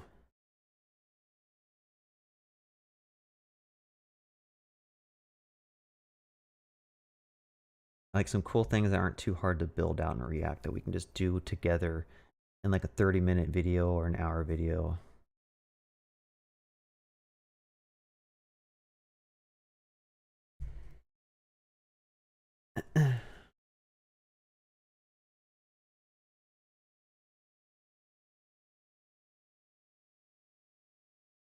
I mean, a monorepo is basically you just have different things, different projects in a single repository, right? So you could have a Python API in one folder, and then in another folder you could have your React single page application, and then another folder you have another directory that's for, I don't know, some type of other microservice and stuff.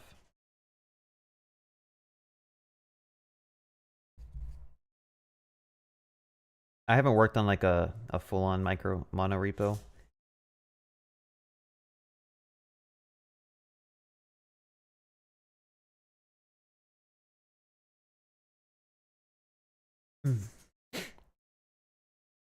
How do you handle deeply nested data in React? Deeply nested. I mean, you probably just have to do some type of like recursive call. I mean, maybe we can play around with that.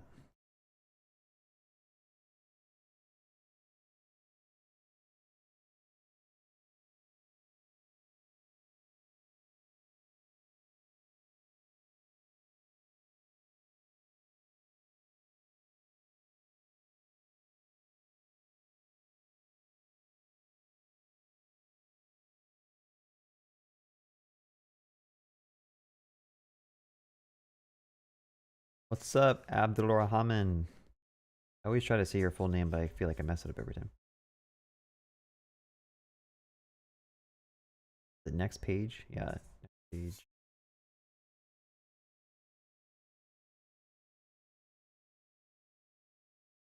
Wait, what's wrong with this? Export, oh. Yeah, I should probably just follow the normal thing.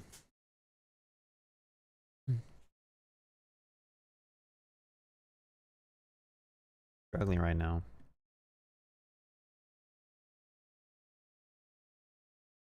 You know what? Forget this. I'm just going to copy this whole thing over, and then I'm going to delete everything.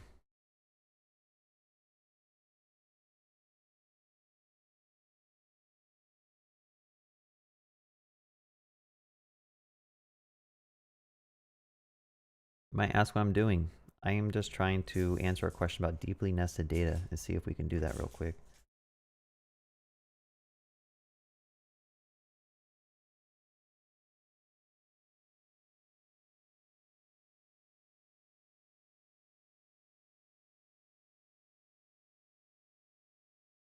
Localhost/other.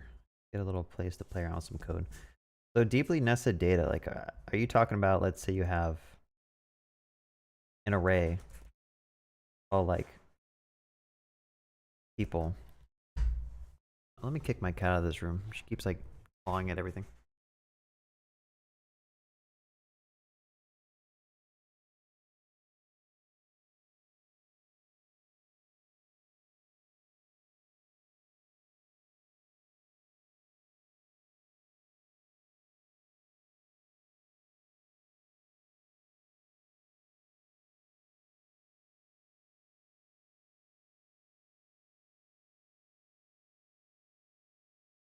All right.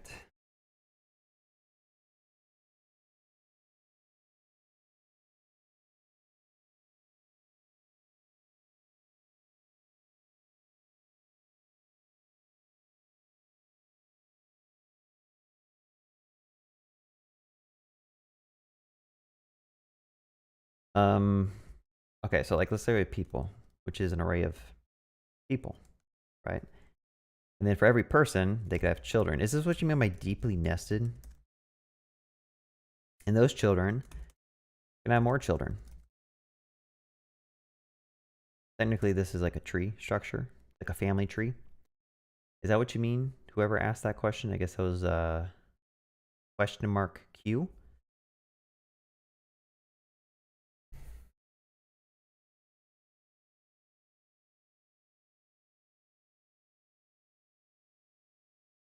What are you up to this morning, Booty?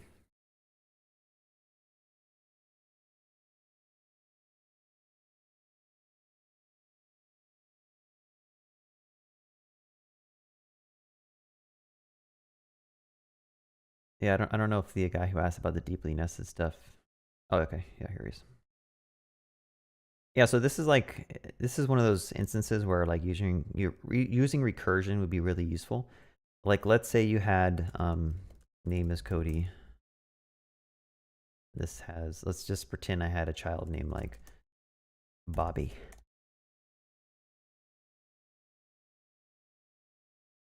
And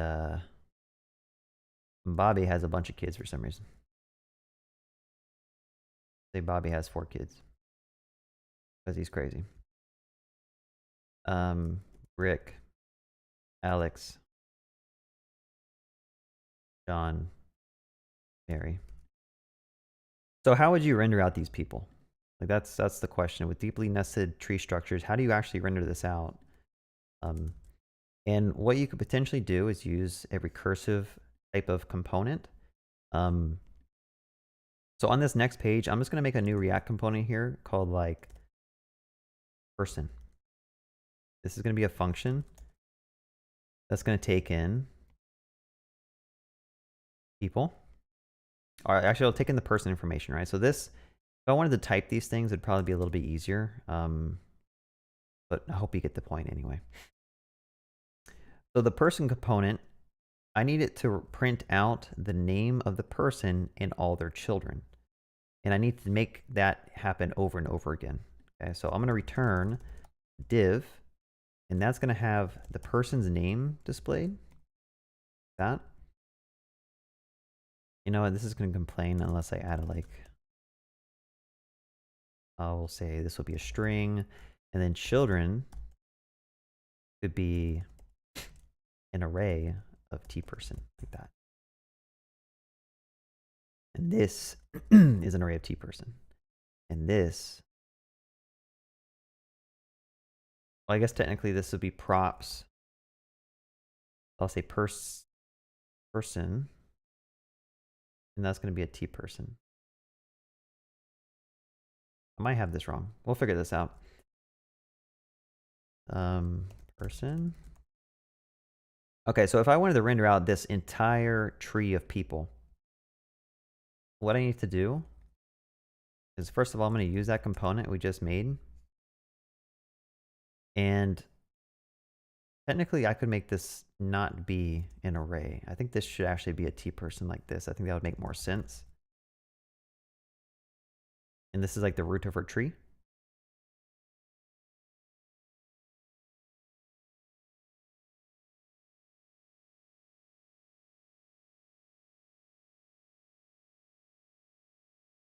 Oh, my kid's up. Give me 2 seconds.